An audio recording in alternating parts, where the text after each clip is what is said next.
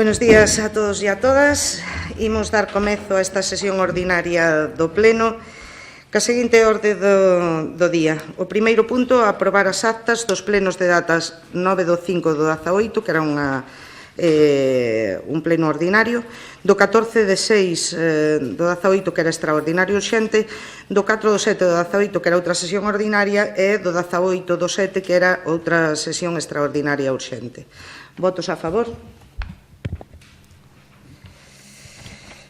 O segundo punto da orde do día, que é dar conta dos decretos dos meses de setembro e outubro do 2018. O terceiro punto da orde do día, que é dar conta dos decretos número 1219 do 18, de data 5 de setembro, do 1260-2018 de data 12 de setembro, do 1294-2018 de data 21 de setembro, do 1312-2018 de data 26 de setembro, do 1319-2018 de data 27 de setembro, do 1406-2018 de data 11 de outubro, do 1439-2018 de data 16 de outubro, do 1473-2018 de data 19 de outubro, do 1518-2018 de data 24 de outubro e do 1524-2018 de data 25 de outubro. Son todos decretos de sustitución en sesións plenarias ou en xuntas de goberno local, delegando na concelleira Montserrat García a presidencia. O cuarto punto da orde do día, que é a aprobación do expediente de suplemento de crédito e crédito extraordinario financiado con novos ou maiores ingresos número 48/2018. Toni. Bo día.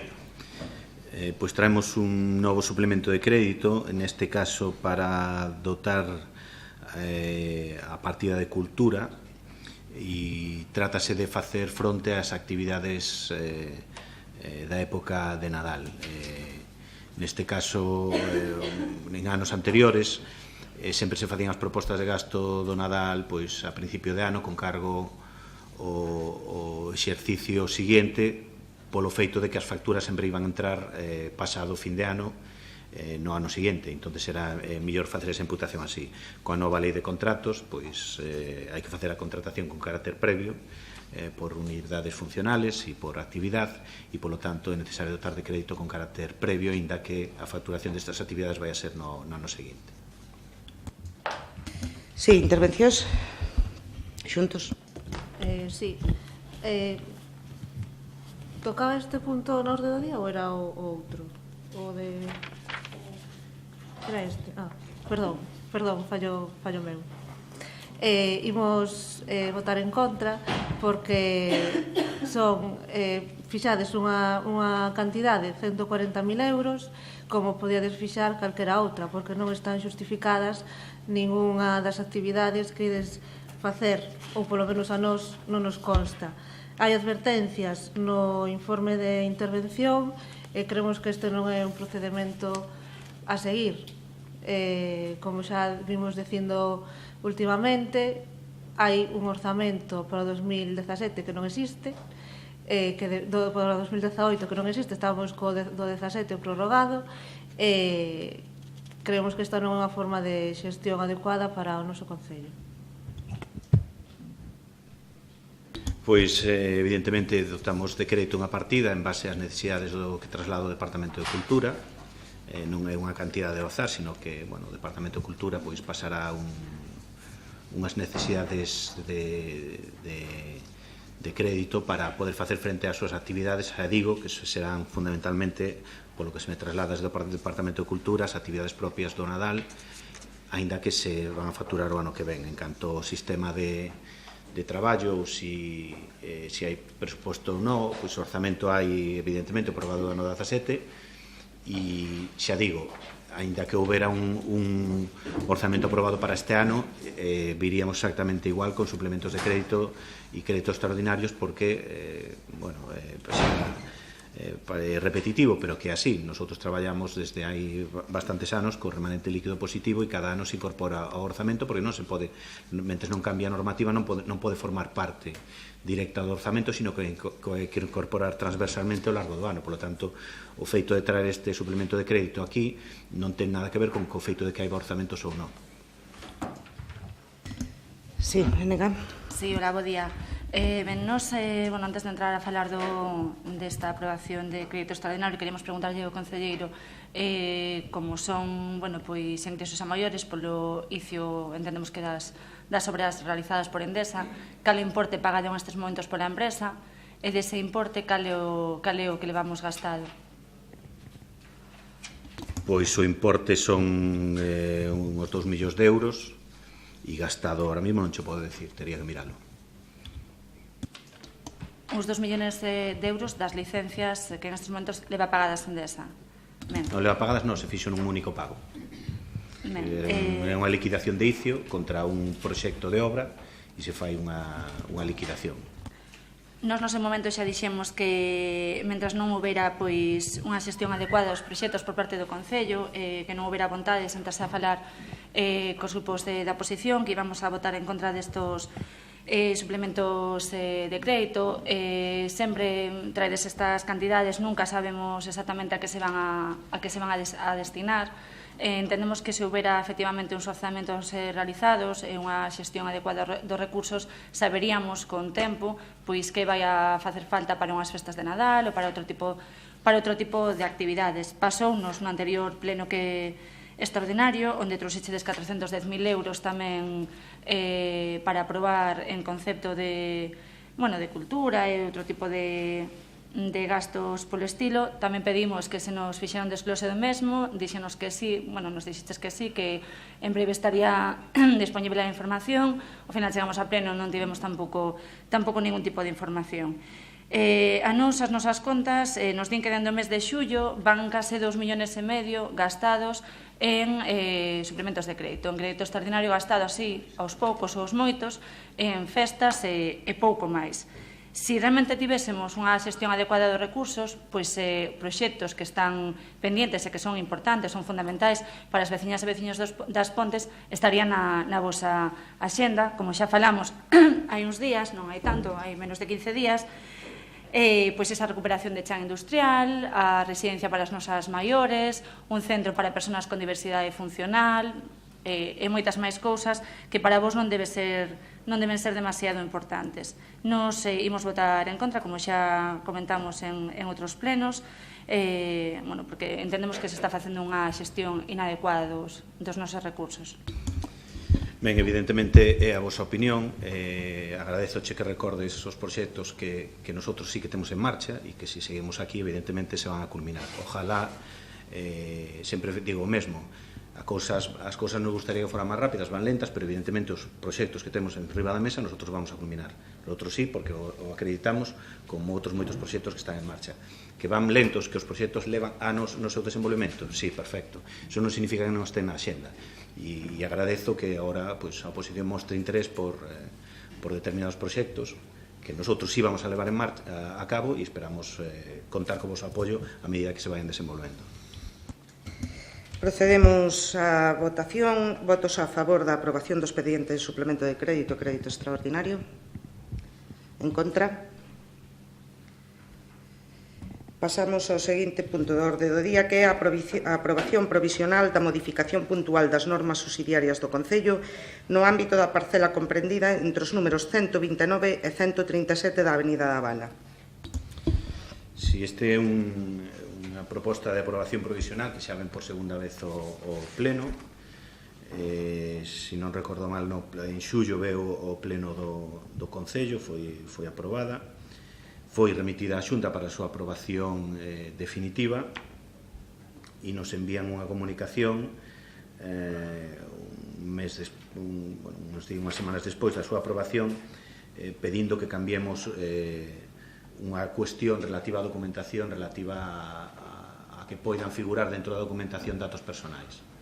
Entón, se nos pide que modifiquemos a documentación nese sentido, e entonces volveose a pleno a aprobación provisional da modificación puntual da Avenida da Habana, é exactamente a mesma documentación, simplemente eliminando da documentación aprobada en pleno os datos aos que fai referencia a Xunta e que debemos eliminar. Por lo tanto, xa digo, é a mesma documentación eliminando os datos de carácter personal que figuran na mesma. Intervencións xuntos? Nada. Benegán? Nada. Procedemos entonces á votación. Votos a favor? Unanimidade. Pasamos ao seguinte punto, que é a aprobación inicial da ordenanza municipal da utilización puntual do local de usos múltiples, antigo local do Polvo, na Feira do Gando, e do Muiño de Prieto. Como sabedes, fixemos varias comisións informativas. Estamos rematando, ou a piques de rematar, as obras de acondicionamento e mellora no antigo local do Pulpo, e para iso agora pretendemos regular o uso tanto do Muiño de Prieto como do propio local que se está a acondicionar. En breve xa se está a traballar tamén na ordenanza fiscal para esas instalacións, e agora traemos a ordenanza que regulará os usos e a forma de solicitar eses locales para uso público. E nada máis. Algún comentario, xuntos? Sí. Bueno, a nós, a xuntos, parecenos que eso está ben, pero realmente o Muiño de Prieto nós pensamos que tiñese que regenerar, o sea, volver ao principio da fábrica de luz, porque unha cousa non impide a outra. Se tú, pola parte baixa, que está cristalizada, ten un cristal para ver a parte da baixa como funcionaba o motor, digo, teríamos que intentar recuperar o muiño, e iso daríalle máis forza realmente, e tamén é unha maneira de recuperar patrimonio, incluso a nivel pedagóxico para as escolas. Eu penso que sería moi interesante contemplar eso dentro da forma de usar o edificio, non? Que non contradice a usalo, o sea, quero dicir, podía ser un complemento. É unha aclaración, é unha suxerencia, non? Ben, efectivamente o Muiño de Prieto tamén nos entendíamos que debería ter un uso museístico. Se traballou en ese sentido, e o que nos atopamos foi con dificultades en canto a permisos de Augas de Galicia e tal. En calquer caso, é unha cuestión á que non renunciamos. Si é certo que nos parecía fora de lugar manter esa instalación que está perfectamente acondicionada e totalmente rehabilitada, pois tela sin uso, tela pechada, e polo tanto o que si había era demanda por parte dos veciños e veciñas para usos puntuales, non? Entón decidimos, en tanto en canto non se leva a cabo outro tipo de acción en ese sentido que ti plantexas, sexa museístico ou formativo, ben, veránse varias opcións, pois, mentras tanto, permitir que os veciños e veciñas poidan disfrutar dese local, non? E se contempla un uso que sí sería compatible coa situación na que se atopa o Muiño de Prieto. Polas súas características, sabemos que está prácticamente, o sea, encima do propio río, e, lóxicamente, o que nos daba un pouco de medo era autorizar o uso para algún tipo de celebración e que poidera haber algún tipo de problema en ese sentido. Entón, o que se optou foi por regular o uso para ceremonias civís, que é realmente o que estaba a ser demandado por parte da veciñanza, non? E é o que se contempla.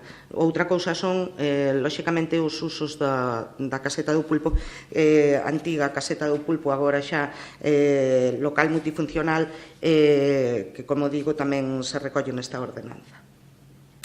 Benegar. Sí, nós somos contrarios á propia ordenanza, pero non no sentido da ordenanza, sino dos usos que se prevén dar, ou mellor dito, dos usos que non se lle queren dar. De feito, nós neste pleno presentamos dúas mocións, unha ao final, pois, debe de haber algún problema que non está incluída na orden do día, pois probablemente dentro das que presentamos se nos esqueceu ou que fose, pero facía referencia precisamente ao uso da central de Prieto como central hidroeléctrica, e a outra que levamos tamén é para manter o uso actual de polvería dentro da nave do polvo. Decir que cando executaches ese proxecto, o de remodelación do edificio de Prieto, sabedes que o proxecto que estaba aprobado inicialmente era un proxecto que consistía na primeira fase, que era remodelar o edificio, para despois, nunha segunda fase, facer unha parte expositiva e poñer en marcha tamén a propia central hidroeléctrica, porque, primeiro, era o compromiso que se tiña adquirido con quen cedeu ese edificio, e, segundo, formaba parte tamén daquel proxecto chamado Enerxea, Parque Temático da Enerxía, donde se pretendían recuperar antigos inxenios hidroeléctricos tamén para o seu uso, entre eles a propia central de Prieto. É certo que atopachedes dificultades con Augas de Galicia, pero as dificultades que atopaches foron para facer ali un mesón, porque foi a vosa intención. De feito, aos redactores do proxecto pidéselles modificar o proxecto para que se contemplara ali un mesón. Augas de Galicia puxo-vos evidentemente trabas, falábades incluso de unha instalación anexa, ampliar instalacións ali na beira do río para poder facer ali o mesón. Para unha central hidroeléctrica nos garantimos que Augas de Galicia non pon pegas. O propio plan hidrolóxico que ten elaborado a actual Xunta de Galicia di que, mentras non se incluían novos obstáculos transversais ao río, os usos serían permitidos. En este caso non se trata de facer nada novo, senón utilizar o que xa existe. Logo, Augas de Galicia non vai a poñer pegas para ese uso. Nos o que decimos é que ese é o uso orixinal e é o uso que debe de ter tamén. Incluso como aproveitamento tamén enerxético, non só pedagóxico, formativo, instructivo, demostrativo, divulgativo, sino tamén como aproveitamento enerxético, dentro da capacidade que ten. De feito, é algo moi habitual que se está a facer noutros concellos, non? Hai empresas especializadas que se dedican a esa situación, non? Podemos falar da central de Chavín, en Viveiro, e de outras centrais na zona de Lugo tamén. E sin ir máis lonxe, onte mesmo, na Voz de Galicia, pois salíanos algo parecido, non é o mesmo tipo de instalación, pero falábase de que un inxenio enerxético que hai en Laxe, un muiño de vento, vai a ser rehabilitado para esa propia función, para muiño de vento. E ademais vai no facer pois con unha aportación, e cito literalmente, unha aportación xenerosa por parte da Diputación Provincial da Coruña. Home, nos entendemos que non habría ningún problema en darlle ese mismo uso á central de Prieto e que a Diputación tamén nos fixera esa aportación xenerosa. Por outro lado, no tema do uso da nave do polvo, é un uso, falaremos despois na moción, pero que leva desde os anos 80. Hasta donde nos chegamos, e somos veciños e veciñas das Pontes, nunca tivemos constancia de ningunha queixa dese servicio, de algunha dificultade que podera xerar, senón máis ben todo o contrario. É dicir, os propios veciños e veciñas están contentos dese servicio que se presta, e non só contentos, sino que o usan con certa asiduidade tamén, o día 1 e o día 15. Sin ir máis lonxe tamén podemos falar de que é referencia a noite de Ano Vello, na madrugada, mellor dito tamén, para que a xente que o celebra pois vai a rematar ali a súa festa tamén. Por outro lado, entendemos que é un uso totalmente compatible co que se lle queira dar a esa nova instalación. Sería o 1 e sería o 15, e na propia ordenanza se podría reflectir que eses días estarían para o uso de polvería. Non habría ningún problema. Eso en canto a usos. En canto a ordenanza, parécenos pois un despropósito. Acábase de comentar que non hai unha ordenanza fiscal, que se vai cobrar por elo, pero non hai unha ordenanza fiscal, co cal, pois dificilmente se vai a poder cumplir o que establece esta ordenanza que queredes aprobar. porque pon como requisito o pago das tasas. Se non hai pago de tasa, creo que non se iba a poder utilizar de acordo ca ordenanza que queredes aprobar. Por outro lado, fixa tamén unhas prioridades para as entidades, para as asociacións, cando a maior parte delas disfrutan dun local propio xa, non entendemos para que sería necesario, e deixarían, polo tanto, fora ao uso que se está dando ahora mesmo, que é un uso individualizado por parte de veciños e veciñas que verían reducido tamén ese uso e, ademais, nunhas condicións distintas aos que se dá para o resto. Bueno, nós entendemos que non se debe de tratar desa maneira, non vemos porque é necesario o cambio de uso e despois entendemos que a ordenanza é moi millorable tamén. Bueno, nós en calquera caso, asumindo que a vosa maioría vai ser quen de aprobar esta ordenanza, xa adiantamos tamén que na fase de exposición pública presentaremos alegacións. Bueno, pois agradezo enormemente estes comentarios, dado que, como digo, se fixeron dúas comisións informativas, non unha, dúas, respecto da ordenanza, en ningunha desas comisións informativas aportáchedes, porque ademais se vos deu primeiro un borrador para que poiderades modificar todo o que considerarais necesario e poiderades facer todas as aportacións que considerarades boas para mellorar esta ordenanza, sin que houbera ningún tipo de aportación, nin suserencia, nin ningún problema, non? Vexo que hoxe sí que as traedes aquí. En calquer caso, para ir por partes e para deixalo explicado para toda a veciñanza. Repito o que lle comentaba antes o grupo de Xuntos por as Pontes, e é que en ningún caso, respecto do Muiño de Prieto, este Concello renuncia a levar a cabo ningún tipo de acción respecto da posta en marcha de tipo museístico ou de recuperación dese muiño. De feito, se fixo algún contacto xa para poder levar a cabo ese proxecto. Respecto do local, a nave coñecida como a nave do Pulpo, efectivamente, leva dende os anos 80 funcionando así, pero entendemos que agora, dado esa remodelación integral que se fixo, pois, cando veredes, ademais estou segura de que comprenderedes perfectamente a que me refiro cando falo desta remodelación integral, pois consideramos que non ten cabida o deixar ese uso os días 1 e 15 só exclusivamente para o pulpo. O pulpo vai a continuar na Fraga, na zona da Fraga, prestando o seu servizo.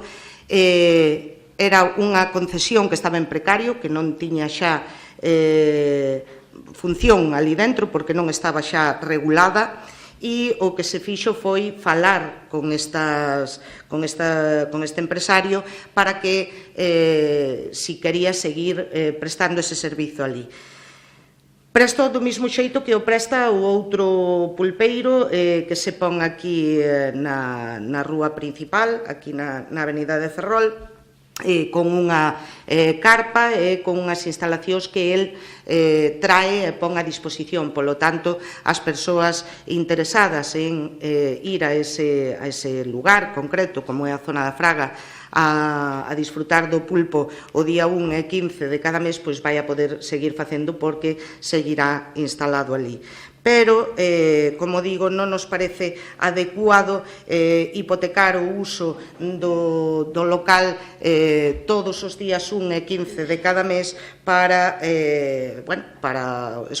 uso exclusivo do pulpeiro, neste caso, que é un negocio particular e privado que se instala ali e, como digo, agora vai estar nas mesmas condicións que o outro pulpeiro que se instala nas Pontes. Dices que fixamos certas prioridades do mesmo xeito que estaban así. Efectivamente, as asociacións, a maior parte delas teñen efectivamente local, pero si é certo que o local que agora queda condicionado pois reúne unhas características e unhas cualidades que ao mellor non reúnen todos os locais das asociacións, tanto veciñais como culturais como deportivas. e, sobre todo, pola capacidade do local. Como sabedes, o que se fixo foi integrar o que era a nave que estaba sin peche, que non tiña peche perimetral, e integrala dentro do mismo local, o cal aumenta considerablemente a capacidade de usuarios dentro da instalación. Dices tamén respecto da ordenanza fiscal. Pois mira, a cuestión é, en primeiro lugar, efectivamente, facer a regulación dos usos para logo poder facer a ordenanza fiscal que, como digo, está xa a traballar en ela os servicios, o departamento concretamente de intervención e os servicios económicos do Concello, para traela no maior breve espacio de tempo posible. A traeremos para aprobar e para regular, e, polo tanto, entrará en vigor tamén en breve, co cal, unha vez que se rematen as obras de acondicionamento que estamos, como digo, rematando, poidan entrar en vigor as dúas ordenanzas. Claro, eso significa que precisamente o que se facía era facer esas dúas comisións informativas para aclarar calquer punto, calquer cuestión, calquer suxerencia e calquer aportación que quixerades facer, para evitar que se presentaran alegacións, precisamente porque,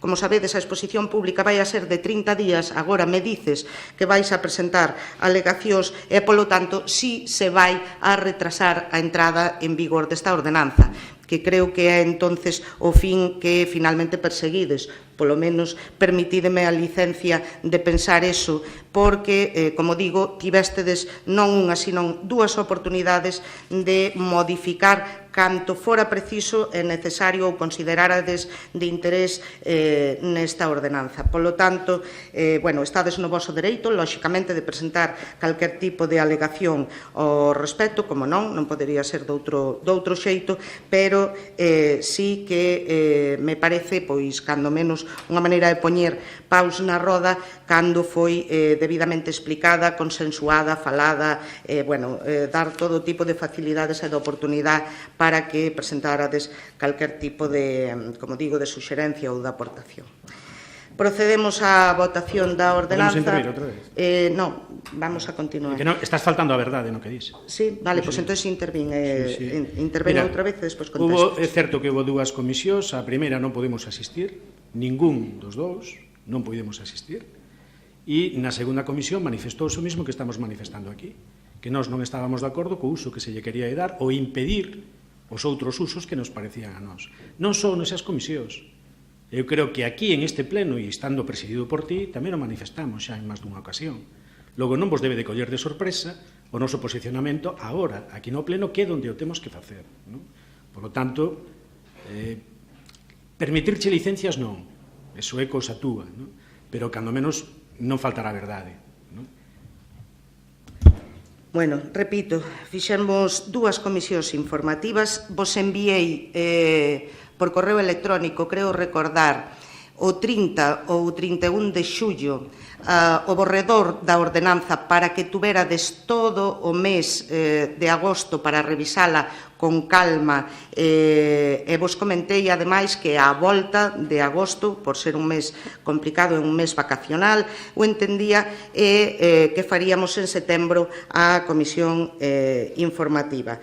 Repito que houve tempo de sobra. Si é certo que fixéchedes ese comentario de que, non o comentario de que queríades que volvera a ser local do polvo, senón que preguntáchedes por que non se iba a permitir o uso para local do pulpo, e se había algún problema coa concesión que había respecto do concesionario do polvo. Se vos explicou, ademais recordo perfectamente que o explicou o técnico, dicindo que estaba en precario e que non había ningún tipo de impedimento legal para que non continuara prestando o servizo dentro da caseta. Continuamos, pasamos á votación. Votos a favor da aprobación da ordenanza reguladora da utilización puntual do local de usos múltiples e do Muiño de Prieto. Votos a favor? Abstencións? En contra? Continuamos co seguinte punto da orde do día, que é... Onde vamos aquí? Aprobar a delimitación e nomeamento da área recreativa José Ferro. Pois ben relacionado precisamente con isto que acabamos de falar, co Muiño de Prieto e co local de usos múltiples, xunto co edificio do hexágono, pois conforman unha estrutura urbanística que considerábamos necesario ou preciso dotalo de identidade propia, non? Consideralo como unha área recreativa e de ocio, porque efectivamente o é, tanto o uso que se lle vai a dar, xa se lle estaba dando, aos locales que ali se encontran e, polo tanto, que se fixo foi, polos técnicos municipales, delimitar unha zona concreta e poder así, deste xeito, separalo do que é a área recreativa. Non separalo, sino delimitalo de xeito distinto e poder nomealo con este nombre de José Ferro, que non é máis que un recoñecemento á persoa que doou o Muiño de Prieto a este concello para uso e disfrute de todos os veciños das Pontes. É a proposta que traemos, que tamén foi informado na comisión informativa e que sometemos agora á votación e á valoración por parte dos grupos deste concello. Xuntos? Nada, sí. Benegar? Sí. Bueno, evidentemente vamos a estar en contra, porque parecenos xestos que nada favorecen, concretamente. Para nós, tanto esa área como a que está no poboado do Barreiro, hacia a Ponte dos Chaos, forman parte dun complexo que a Fraga. Non hai unha separación. Non sei por que ten que haber esa separación. De feito, a Fraga Vella foi ampliada polos dous lados e sigue sendo Fraga, aquelo. Logo, para nós non entendemos primeiro por que é necesario delimitar, separar, como acabas de decir agora, esas dúas áreas. Non vemos. Sinceramente, non somos capaces de adivinar cal pode ser o beneficio deso.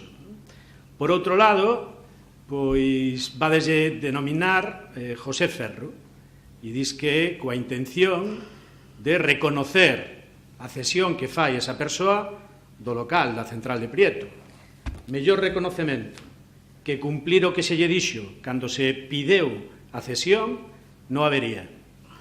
Mellor reconocemento que cumplir co que el solicitou en ese momento, que era que aquelo funcionara como central e que houbera un panel explicativo donde a figura do señor fora quen explicara como funcionaba aquelo, pois non hai tampouco, non hai. A parte de todo eso, vos queredes segregar 150.000 metros cuadrados, non? 15.000 metros cuadrados desa zona de aí que foron xa cedidos ao Concello. É dicir, o Concello non comprou esa superficie. 15.000 metros cuadrados que ocupaba o que se chamaba tradicionalmente Mercado Comarcal de Gados e Produtos Agrarios, que estaba constituído por 7 edificios, non? Entre eles o do Polvo, e que xa figuraba ali que era para concesións, xa desde os anos 80, pero, nomear esa área con un nome distinto da persoa que foi quen fixo a cesión, pois, máis que un reconocemento, nos parece, cando menos, un agravio. Non sei se é que vos non sodes conscientes de que houve esa cesión. Estráñame moito, porque dentro do vosso grupo hai xente que se preocupa moito desos aspectos e da súa divulgación tamén, non? Por lo tanto, cando menos esa persoa debe de ser consciente do que estamos a falar. De todas maneiras, si a memoria fallara, para eso está o inventario municipal, que está desfasado, non? Está desfasado, pero non nesta parte, non? Recordade tamén que no propio inventario figura que esa cesión se fixo para un uso concreto, e se ese uso se cambia, quen fixo a cesión ten dereito a reversión, non? Eso é o que figura tamén, non? Por lo tanto, pois, nós creo que temos argumentos máis que de sobra para votar en contra desta proposta. Quero falar algo sobre isto. Vamos a dar a Toñen a palabra logo, sabe moito de historia. Tivemos contacto con a General Eléctrica e con Siemens e con un ingeniero especialista en mini centrales. Trouxémoslo aquí, andamos buscando a concesión que houve para cando era generador para as Pontes, estamos buscando a concesión e despois estamos pendientes que nos den o que costa, coller andar. Porque o problema desto é acoplar a red. Acoplar a Fenosa ou acoplar a Endesa, que hoxe en día é bastante difícil. Sí, é difícil. Estamos neso, Veu General Eléctrica, veu Siemens e veu un especialista en minas centrales.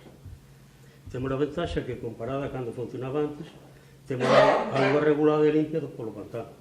Entón, prácticamente todo o ano generaría. Aproximadamente uns 40 caballos. Bueno, aclarando Unha pregunta, isto que é un pouco... unha pregunta. E a maquinaria que había ali? A maquinaria está arriba. Está guardada. Está guardada no departamento, sí. E a concesión non sabedes nada dela, entonces? Anda buscando este ingeniero na Coruña. Ah, na Coruña. O escrito de concesión está no Concello. A concesión que... Sí. A da concesión, perdoa. A da concesión da Central de Prieto, a da concesión de Severiano, a da concesión que hai dos cauces afluentes do Eume, concretamente as de Suamede, por exemplo, tamén aparecen aí, non?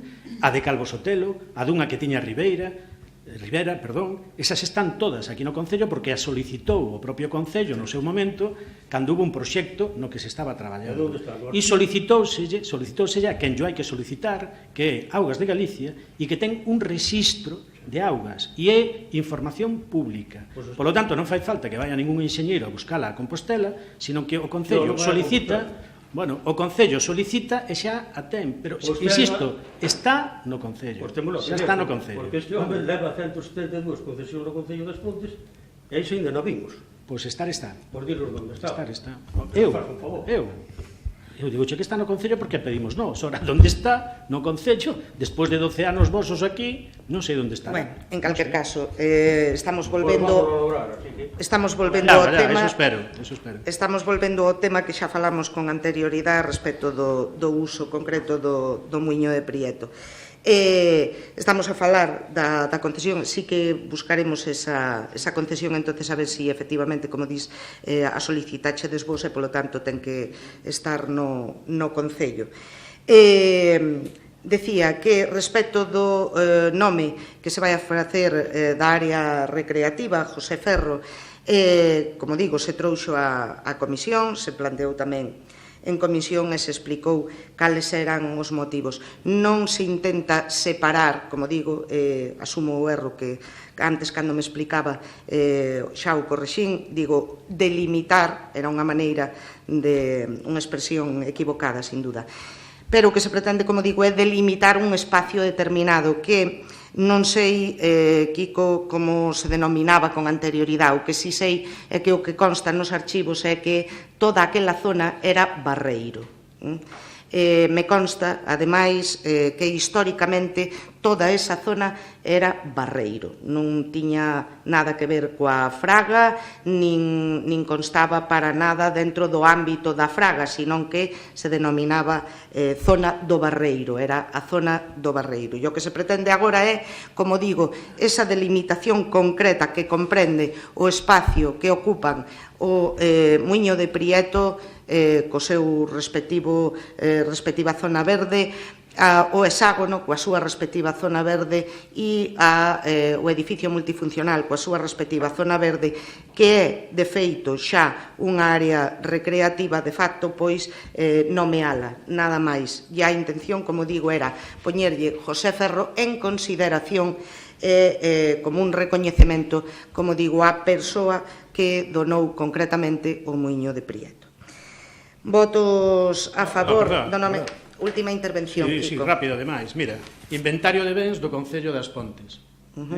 Di nome, Mercado Comarcal de Ganados e Produtos Agrarios. Situación, a Fraga, as Pontes. Vale, como tú moi ben dis, o inventario está obsoleto, non está actualizado, en calquer caso, repito, o nome que tiña históricamente esa zona era o Barreiro. Non teño aquí a documentación para poder enseñarcha, pero é unha información que se me trasladou concretamente ontes e é unha información veraz que efectivamente esa zona era Barreiro. Perdón, quen fixo a cesión desos terreos?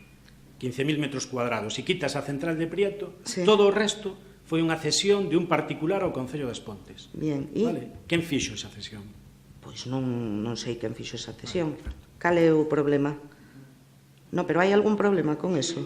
Vades de reconocer ou vades de dar un nome dunha persoa que cedeu un edificio a unha superficie que na súa integridade foi cedida por outra persoa. Pero en calquer caso, iso é unha decisión que adopta este grupo de goberno en consideración coa persoa que donou o Muiño de Prieto. E que nos entendemos que a mellor consideración sería respetar. Obviamente, podíamos haber optado por poñerlle outro nome ou poñerlle, pois non sei, área recreativa das Flores ou do Río ou do Eume ou de calquer outro nombre, pero en calquer caso é unha decisión que se adopta en consideración ca persoa que donou concretamente o Muiño de Prieto. É unha opción perfectamente válida, entendo, como calquer outra, entendo.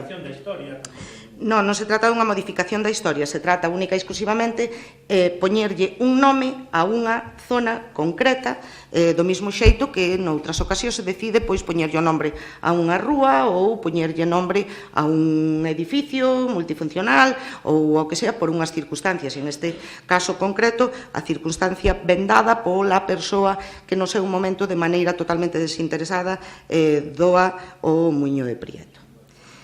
Votos a favor? En contra? Pasamos ao seguinte punto, que é aprobar o recoñecemento extraxudicial de crédito 8 do 2018. Sí, bos días. Faise necesario traer este recoñecemento extraxudicial de crédito para a imputación orzamentaria de gastos levados a cabo no exercicio anterior, non imputados no seu momento, considerando tamén a realización das obras por parte do terceiro relacionado e constando a factura dos gastos debidamente conformada polo responsable da Concellería, propoño aprobar o recoñecemento extrajudicial de crédito número 8/2018 con fin de evitar un enriquecemento injusto da Administración relativo á seguinte factura, factura emitida por Constantino González Pico, concepto traída de auga a causa da Bouza, por un importe de 7.865 euros. Sí, intervencións? Sí. Ben, do informe de intervención, vou ler textualmente, di: a catación e traída de augas realizada en Casa da Bouza, tendo en conta a súa utilización para consumo humano, exixe a concesión de caudal e autorización de augas de Galicia. E sigue no seguinte parágrafo dicindo que non consta nin a aprobación do proxecto, non consta a autorización dos titulares afectados polo paso da tubería e non consta a autorización de augas de Galicia para a realización das obras. Entón, por este motivo, imos votar en contra. Na Casa da Bouza foi reparar o depósito que había de vello. E a tubería de 50 metros de 32 milímetros á casa de abaixo. Non houve que tocar nada, era auga que vivían toda a vida, aí non ten nada que ver. É unha auga que levaban 100 anos de vello. Foi reparar o depósito e unha tubería de 32-50 metros. Con a casa que é en casa abaixo. Porque non consta iso aquí no expediente. Iso aquí non aparece. Pois foi así, poderei ver. Bueno, pois é que se non hai nin o proxecto, nin nada. Sí, Venegas. Ningún. Ben, procedemos entonces á votación. Votos a favor? En contra? Seguinte punto da orde do día.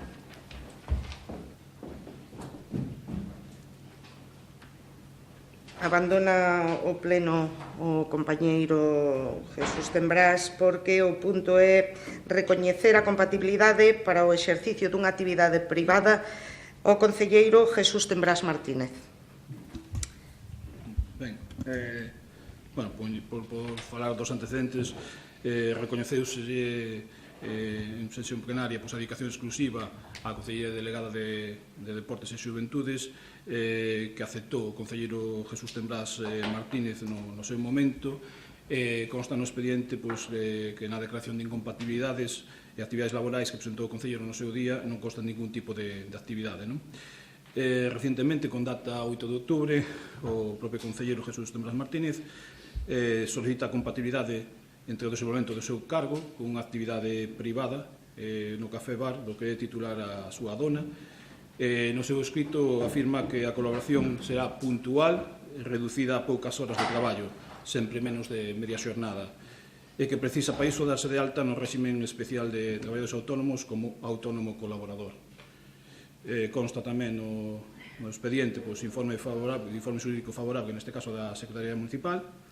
Por o que propoño ao Pleno recoñecer a compatibilidade que suscitou Jesús Tembrás Martínez, concelleiro delegado da área de Deportes e Xuventude, con dedicación exclusiva coa actividade privada de colaboración en Café Bar, ao estimarse que a actividade compatibilizada non compromete ou menoscaba a imparcialidade ou independencia no ejercicio das funcións do concelleiro delegado e que non lle afecta ningunha das circunstancias recollidas nos artigos 1.3, 11 e 12 da Lei 53/84 de 26 de decembro de incompatibilidades do personal ao servicio das administracións públicas.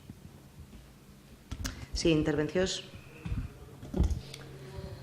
Neste punto revisamos toda a documentación e efectivamente cumple os requisitos para darlle a compatibilidade. Entón, nese tema non nos imos meter máis nas cuestións xurídicas, pero é que isto, para nós, para as Xuntas por as Pontes, xa non é unha cuestión xurídica, é unha cuestión de ética. Parecenos tremendo que un concelleiro desta corporación presente unha compatibilidade para en ningún momento vemos en ningún sitio que el pida unha reducción da súa asignación como concelleiro. Entón, estamos asistindo a que vai cobrar por concelleiro e máis vai cobrar por, efectivamente, desempeñar unha actividade no ámbito privado que é unha actividade hosteleira. Parécenos unha falta de respeto, en principio, en primeiro lugar, a todos os demais membros da corporación, porque no mesmo equipo de goberno hai xente que ven aquí a desempeñar o seu cargo sin ningún tipo de remuneración, e unha falta de respeto tamén a todos os veciños das Pontes, porque hai moitísima xente que está desarrollando os seus proxectos de emprendemento sin ningún outro tipo de axuda a maiores. Entón, por motivos éticos, imos votar en contra. De acordo que a actividade de concelleiro, cando tes un cargo público, tenche que garantir un tempo dedicado ao concello, á actividade pública e á función pública, pero non con estas remuneracións tan elevadas que temos neste concello, e moito menos agora que vai desempeñar unha actividade privada.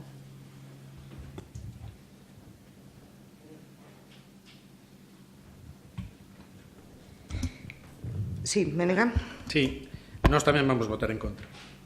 Vamos votar en contra non porque non lle asista o dereito á compatibilidade, sino porque xa votamos en contra da súa adicación exclusiva, da súa retribución económica, xunto co do resto de concelleiros.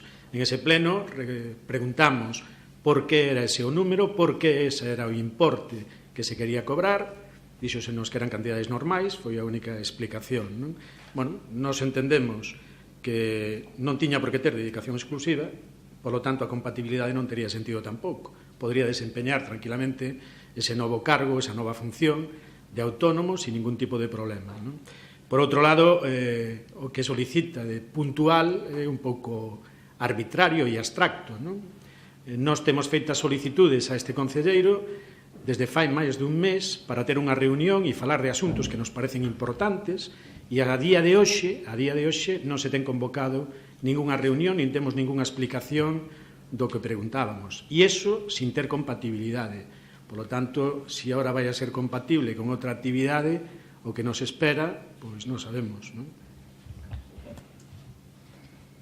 Bueno, só por aclarar un pouco a situación, non? Efectivamente, o compañeiro Chicho vai como autónomo colaborador no negocio da súa muller, da súa dona, e polo tanto, é unha especie de conciliación, digamos, para no caso de que sexa necesario botar unha man ou axudar en un momento determinado, pois poida facelo. Por iso se trae a compatibilidade. Non vou entrar no plantexamento ético que vos facedes, porque me parece totalmente, sin máis, nada que explicar, é unha percepción vosa ca que non estou para nada de acordo, e creo que el o que pretende, pois, lóxicamente, con total transparencia, total claridade, solicitar esa compatibilidade para, efectivamente, poder axudar en algún momento preciso nese negocio da súa dona. Votos a favor de recoñecer esa compatibilidade. En contra? Pasamos ao seguinte punto do orde do día, que é aprobar unha subvención nominativa a favor da Sociedade Hijos del Ayuntamiento de Agolada As Pontes para o ano 2018.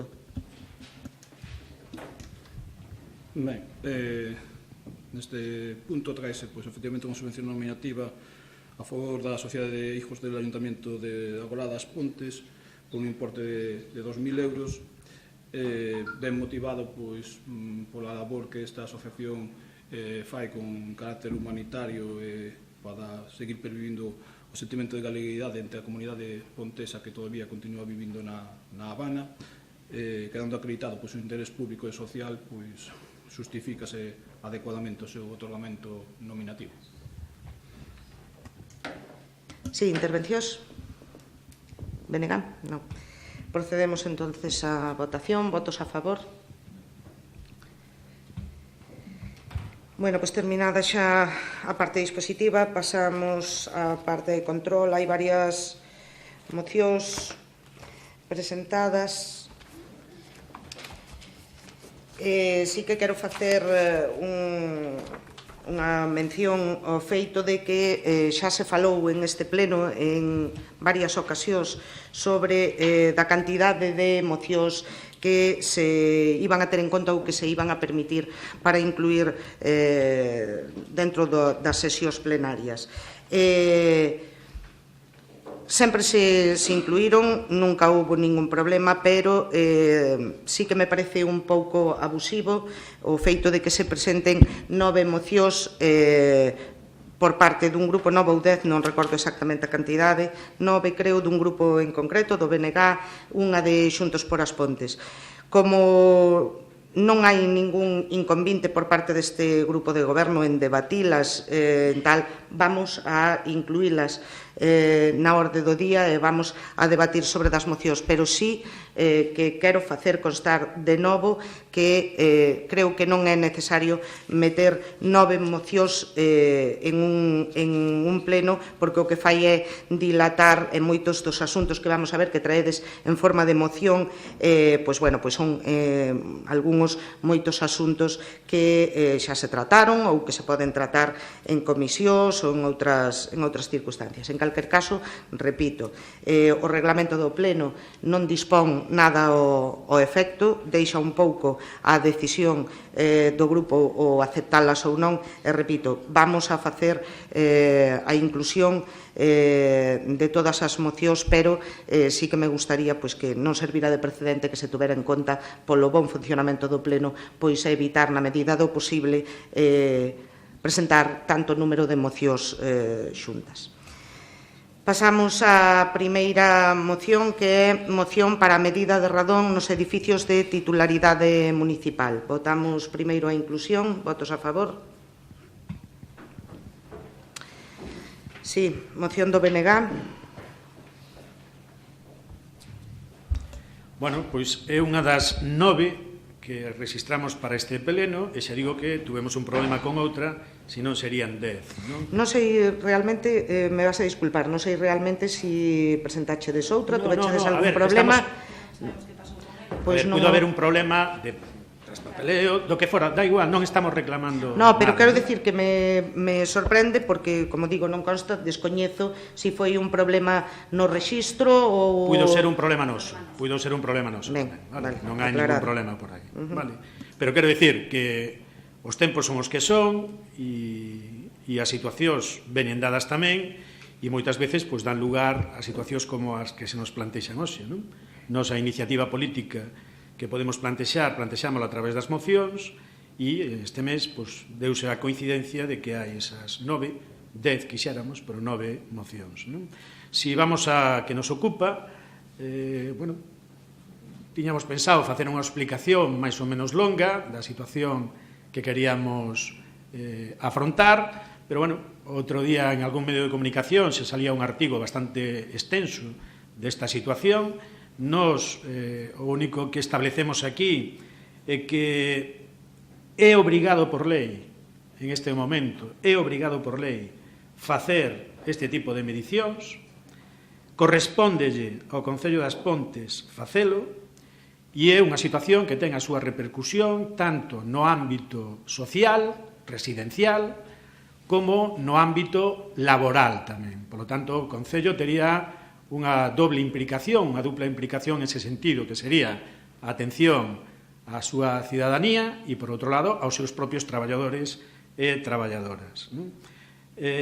O Goberno do Estado leva incumplindo legalmente a obriga que ten de resolver ou de legislar en esta situación desde febreiro deste ano, non ten nada feito, hai algún borrador por aí, pero non funciona, é borrador.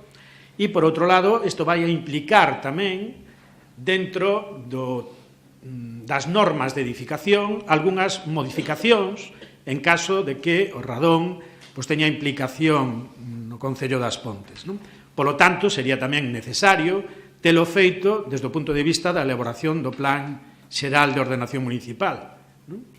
Logo, nos entendemos que sobran motivos para facelo, prioritario o motivo sanitario, de sanidade. O radón é, a nivel galego, a segunda causa de cancro de pulmón, logo do tabaco. É un gas radiactivo que se acumula en zonas baixas, fundamentalmente, e que necesita, para saber da situación, facer medicións. Na provincia da Coruña xa hai varios concellos que as teñen feitas, e nós o que plantexamos na nosa moción é que se faiga a primeira fase obrigatoria, que sería facer medicións en todas as instalacións municipais, en todas as edificacións de titularidade municipal, situando mostradores durante 3 meses, e a partir de aí, en función dos resultados, pois se os resultados o aconsellan facer unha segunda fase, que sería outro tipo de medicións, e se iso se confirma, xa tomar resolucións ou ter un plan de actuacións para afrontalo. Decirvos tamén que esta primeira fase, o seu custo, estaría dentro do que é un contrato menor, por si necesitades esa referencia, e, en todo caso, bueno, pues que tamén hai entidades, empresas que o fan. Como referencia, pois poderíamos coller o mapa que ten de radón o Consello de Seguridade Nuclear, donde sitúa as Pontes, o noso Concello, como zona 2. Zona 2 quere decir zona prioritaria de actuación. Vale? E tamén é certo que o Laboratorio de Radón de Galicia, da Universidade de Santiago de Compostela, ten feito as súas medicións, 8 medicións, e que non arroxaron ningún resultado preocupante. Pero, repito, 8 medicións feitas nun parque residencial dunhas 4.000 vivendas.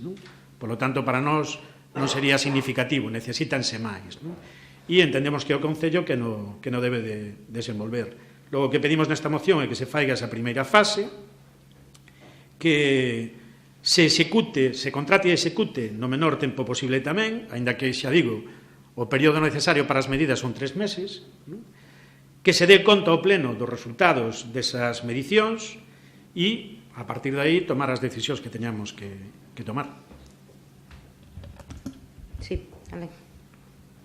Ben, a ver, deixando claro que imos votar a favor, sí que me gustaría facer unha serie de aclaracións ao teu discurso, non? A ver, en primeiro lugar, debemos de decir que o gas radón é algo que está presente en Galicia de forma generalizada, vamos a decir, debido á presencia do suelo granítico que aquí temos en Galicia. Neste caso,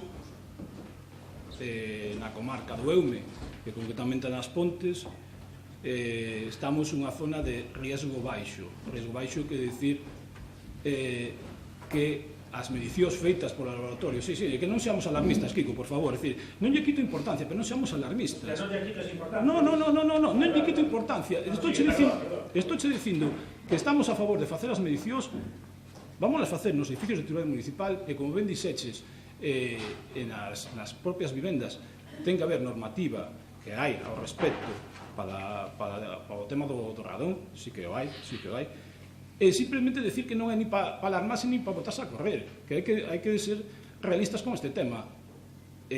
Pódese solventar con simples medidas de ventilación, é dicir, a ver, que existe o radón, sí, de forma endémica generalizada aquí en Galicia, concretamente na comarca do Eume, nas Pontes, polos datos que hai, e te citaxe tamén o Consello Nacional de Seguridade Nuclear, a mellor interpretamos de formas distintas, pero, bueno, o que estuve lendo tamén nos consideran baixo, é dicir, menos do 5% das vivendas en as Pontes teñen niveles superiores a 200 becquerelios. Cando estamos falando de que hai outras zonas como Muros, ou xa non vayamos á zona de Ourense, onde hai máis granito, onde que eso está residual, eso sale da terra para arriba e acumúlese, como ben dixeches, nas zonas baixas, é dicir, sótanos ou plantas baixas como moito. Entonces, bueno, non lle quito importancia, insisto, non, asumimos a moción, votámosla a favor, pero dicindo isto, é dicir, non seremos alarmismos. De feito, si queres, citoche tamén o Instituto Universitario de Xeología, é dicir, que estamos falando tamén de outra institución universitaria, igual que o Laboratorio de Radón de Galicia. Eles mismos, nun artículo reciente, un artículo do 27 de febreiro deste ano, din que efectivamente, que distan moito de ser preocupantes as cifras de radón en Galicia, non son as máis altas, e consideramos unha grave irresponsabilidade asustar a xente. Que é o que hace ese laboratorio? Está contraposto co que dice o Laboratorio de Radón de Galicia, e que unha conducta responsable sería difundir en lugar de dar esa información alarmante. É dicir, que o que hai que informar é prever. Sempre medidas de ventilación, como se fixo toda a vida. É dicir, tampouco para traer un alarmismo. Estamos de acordo, vamos dar exemplo nos edificios municipales, farase o estudio pertinente e darse conta. Punto.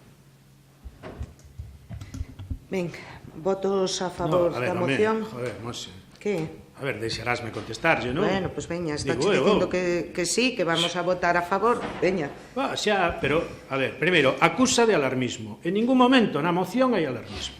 En ningún. Porque podríamos ter unhos antecedentes... Na moción non, pero no que exposti sí. Pero en que sentido? En que sentido? En que sentido é o alarmismo que estamos trasladándonos? Primeiro, dicindo, existe o radón? Sí, ti mismo acabas de decir. É obrigatorio facer as medicións? Sí, é obrigatorio xa desde fai anos. Desde fai anos. A normativa europea non está transposta, a normativa europea que entraba en febreiro deste ano non está transposta... Marina, perdón, non sei se é lugar para decirlo, non? Que unha directiva non esteña transposta non quere decir que non teña obrigado o seu cumprimento. E non son eu quen xo teño que decir. E a directiva europea que cifra di, Kiko? Que cifra de que? Que cifra di para o nivel mínimo de becquerelios? Fala dun niveis recomendados de 200 e non superar 300. Non superar 300. Recomendados... O Laboratorio de Radón de Galicia dice 200. E o estudio que falas, que saleu na Voz de Galicia, Antontes, fala de 200 tamén, Kiko. Entonces é alarmismo. É o que che digo antes por respecto ao Instituto Universitario de Geología, que está dicindo que é preferible difundir información e que simplemente con medidas de ventilación isto non quita de que haxe que facer os estudios adecuados. Hai un efecto perverso hoxe en día nas construcións. Melloramos a eficiencia enerxética e, ao contrario, perjudicamos a ventilación. Esa é unha das causas. Ese é o efecto perverso que ten hoxe en día. E que se están dando máis casos precisamente por eso, por falta de ventilación. Mira, alarmismo sería empezar a dar datos, vale? Primeiro, o único que estás dando datos eres ti falando dos niveis. Non en ningún momento, nin na moción se fala, nin na moción se fala, porque pode ser alguén que teña feito algunha medición e teña un dato de referencia tamén, non? Ti falas de 300, de 200, e pode ir a 100, que é o que fai a recomendación da Organización Mundial para a Saúde. A OMS di 100. A Directiva Europea tomou a decisión de 300. Bueno, todos sabemos como funciona a política europea. Non xa vou explicar eu aquí, ahora tampouco. Ora, o que che digo que é obligatorio. E tedes obrigación desde o punto de vista social e desde o punto de vista laboral tamén. Logo, nós o único que estamos dicindo que cumplades con esa obrigación.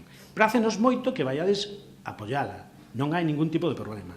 Ora, fonte de información. Cita concretamente cando dís o Laboratorio de Radón de Galicia, aparecen os datos, e volvo a dicir, fixo 8 medicións nas Pontes. 8 medicións. Se faz a porcentaxe é un 2%. E con un 2% non podes sacar ningunha conclusión. Por outro lado, pode haber unha zona determinada das Pontes que non teña ningún problema e outra que seña máis preocupante. Vale?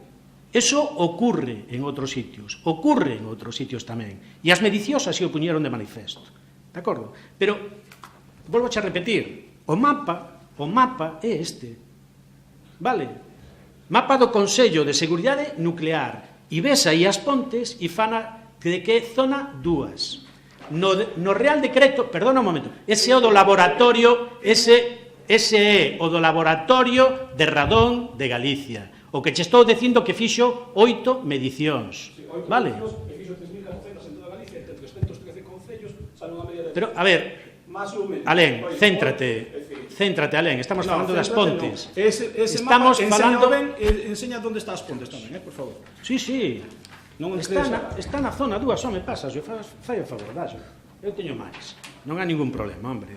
Pero dígoche, mira, o borrador de Real Decreto que hai fala de que as Pontes é zona 2. O borrador do Código Técnico de Edificación de Medidas de Radón fala de que as Pontes é zona 2. Vale? Nós eso non puxemos en ningún lado. Non puxemos en ningún lado. Si eso é alarmar, pois acláranos eso. Nós non estamos alarmando para nada. Estamos dicindo que se faigan medidas e que cos resultados das medidas falemos. Punto. Si eso é alarmismo, Alén, alarmismo é querer dar debate donde non hai debate. Porque estás dicindo que va a desaprobar a proposta que facemos, pois punto, xa está, non hai máis. Interpretas o mapa sempre como a teu gusto. Eu, se queres aquí, podes ver que as Pontes non están na zona coloreada con máis un 75% de... No, correcto. Ben. No, perfecto. Hai outras dúas cores, Alén, queres as gafas? Hai outras dúas cores, Alén. Que os cores? Xa, Alén, xa. Bueno, eu creo que... Terminache, Kiko? Sí, eu sí. Vale. Eu creo que é un debate estéril en ese sentido pola sencilla razón de que efectivamente vamos a apoiar esta moción, pero sí que entendo perfectamente o que plantea Alén dende o punto de vista das persoas dos veciños e veciñas que poidan estar escoitando este debate e que poidan entender que as Pontes, que vamos a facer esas medicións porque as Pontes é unha zona de alto risco ou que pode haber un risco tal. Eso é o que quería deixar claro, Alén, de que non é así, de que é un problema generalizado en Galicia, precisamente polo solo granítico que temos, e que hai que dar información á xente de que efectivamente é un tema que se pode corrixir a acumulación de gas radón pois coa simple ventilación, que é un problema de toda a vida, que houbo toda a vida, precisamente dado por ese solo granítico que temos, e que en moitos casos en Galicia, ademais, a construción, pois como ben sabedes, se fai tamén con moita pedra granítica e é unha construción tamén moi habitual, non? Entonces, que hai que guardar certas medidas de intentar evitar a acumulación de gas radón. Vamos a facer, entonces, esas medicións nos edificios públicos, municipais, para a tranquilidade de todos, pero sabendo de antemán como moi ben explicaba Len, o que hai, o que temos e cales son as circunstancias no ámbito do Concello das Pontes sobre do Garrado. Votos a favor da moción. Unanimidade. Pasamos á segunda, que é moción en apoio ás persoas denunciadas por reclamaren a devolución do Pazo de Meirás, tamén do BNG. Votamos a inclusión. Votos a favor. Sí. Sí. Vou ler o corpo da moción. O pasado 30 de agosto de 2017, un grupo de persoas galegas, demócratas, militantes nacionalistas, sindicalistas, activistas sociais, culturais e da memoria realizaron unha acción pacífica e simbólica consistente en despregar 2 faixas no Pazo de Meirás co obxectivo de reclamar a intervención dos poderes públicos para recuperar un patrimonio que debe ser do pobo galego e de todas as galegas e galegos. Pretendían deste xeito instar as institucións públicas que realmente teñen capacidade para o facer a abandonaren a pasividade e actuar para rescatar o Pazo e todo o patrimonio expoliado polo dictador Francisco Franco. Tratouse dunha acción pacífica realizada nun día de visita pública en que a obriga da familia detentadora do Pazo era telo aberto ao público como corresponde a un patrimonio declarado como ben de interese cultural. A acción durou aproximadamente 2 horas e todas as persoas que participaron nel abandonaron o edificio e o recinto do Pazo en presenza das xentes da Garda Civil de maneira pacífica, sen ningún tipo de incidente nin de dano ao patrimonio. Esta ocupación simbólica de Meirás, que tivo repercusión internacional, reactivou o debate social e político sobre a recuperación do Pazo e obrigou as institucións públicas a se manifestar e actuar máis decididamente ou comenzar a facelo segundo os casos. É notorio que mesmo o Partido Popular, que nunca manifestara ningún interese polo patrimonio expoliado polos Franco, tivo que asumir sequera formalmente no Parlamento da Galiza o obxectivo de recuperar Meirás para o pobo galego. Neste sentido, a Diputación Provincial de A Coruña fixo unha posición unánime de toda a Corporación Provincial na que, avalada por informes históricos xurídicos respectivamente, poña negro sobre branco a respecto de como esta propiedade chegou a ser detentada polo dictador Franco. Isto é, primeiramente, a través da derivación de recursos públicos e depois a través dun contrato fraudulento de compravenda do Pazo de Meirás no 1941 que tivo en todo momento carácter de residencia oficial da Xefatura do Estado. No pasado mes de maio, 19 das persoas participantes nesta acción pacífica e simbólica tiveron coñecemento a partir dunha notificación do xulgado de Betanzos de que foron denunciadas pola Fundación Nacional Francisco Franco, por Carmen Franco e José Cristóbal Martínez Bordiú Franco, neto do ditador. Os delitos dos que os acusan son os que os enumeran a seguir: violación de morada, co agravante de violencia e intimidación, que segundo o Código Penal español está penado con prisión de 1 a 4 anos, delito contra o honor con publicidade penado con 6 meses a 2 anos ou multa de 12 a 24 meses, e danos na modalidade agravada penado con prisión de 1 a 3 anos e multa de 12 a 24, así como delito de odio penado con prisión de 1 a 4 anos e multa de 6 a 12 meses. Compre ter en conta que os delitos polos que son acusadas por unha fundación que realiza apoloxía do fascismo e da ditadura e pola filla e neto do ditador suman no mínimo 3 anos e 6 meses e poderían chegar ata os 13 anos de prisión para cada unha das persoas denunciadas, para alén de multa nunha cantidade indeterminada. Polo tanto, poderían sumar en conxunto ata 247 anos de prisión e por volta de €500.000 de multa. Estamos diante dunha denuncia que é unha verdadeira barbaridade dende o punto de vista tanto político como xurídico. Políticamente resulta absolutamente ferinte que os bens expoliados polo dictador continúen nas mans da súa familia e non tivesen pasado o patrimonio público ao final da ditadura. A permanencia destas propiedades na familia Franco simboliza magníficamente a continuidade das estruturas de poder real da ditadura, quer no ámbito económico, no judicial, no mediático e mesmo moitos aspectos no político que foron herdadas polo réxime do 78, aínda vigorante, e que produciron unha democracia de baixa calidade que fai que 40 anos despois no Estado español continuemos perseguidas pola liberdade de expresión, encarcerando persoas polas súas opinións e polas súas ideas políticas.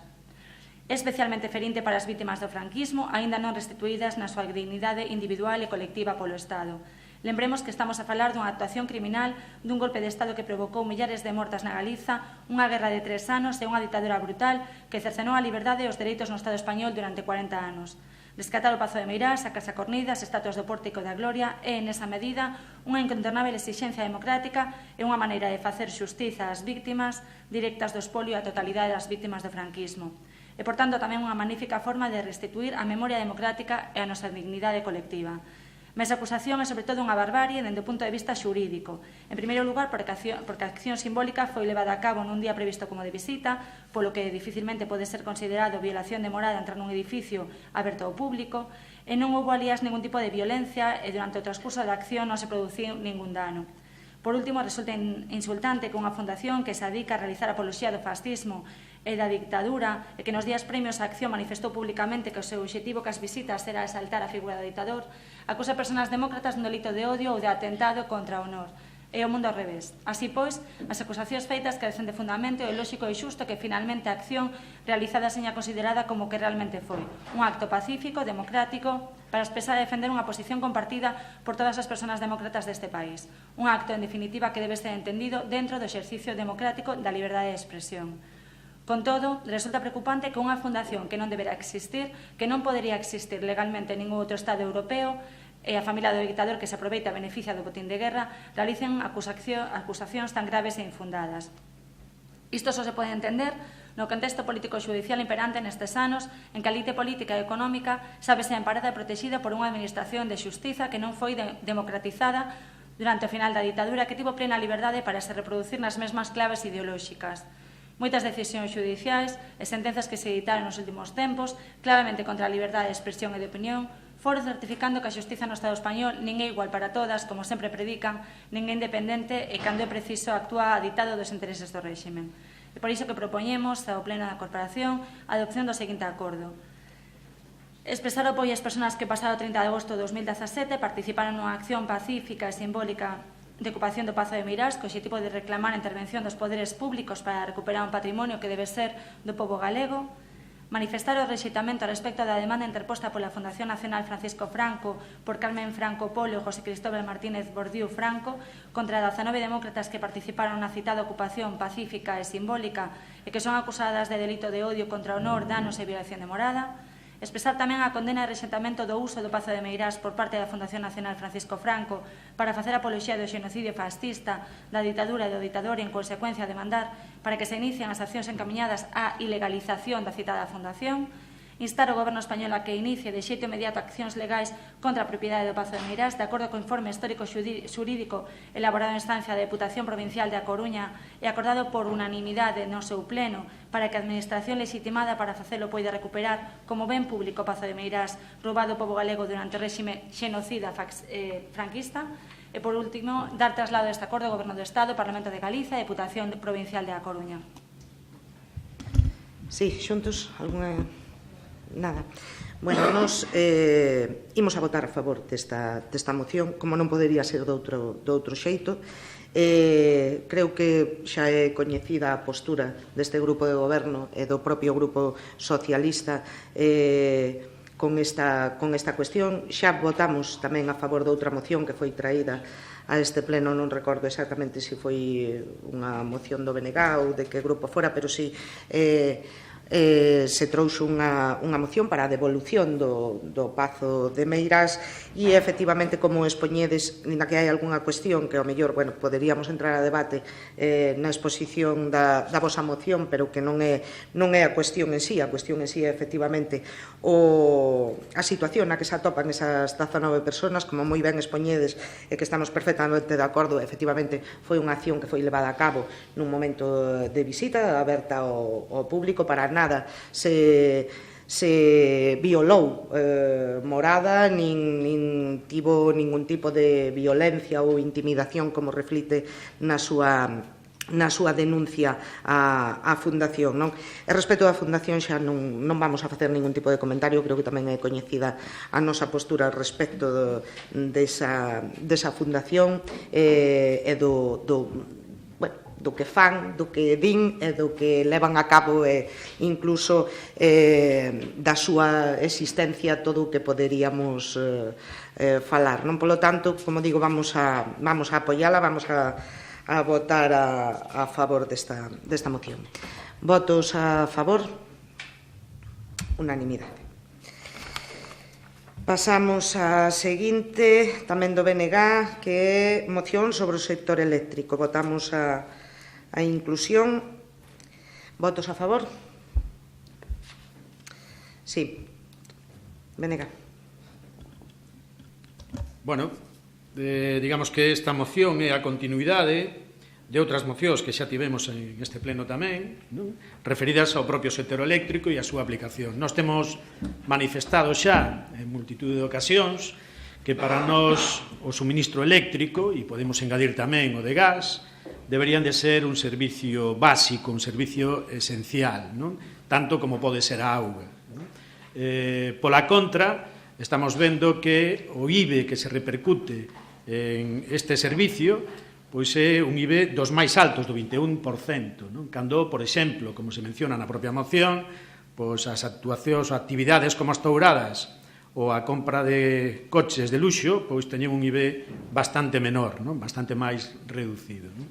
Por lo tanto, nós entendemos que como servicio básico o que se debe de facer, lonxe de actuar ou non no imposto á electricidade, pois baixar ese IBE de 21 ao 4%, non? Tería un efecto directo sobre a economía das persoas, non?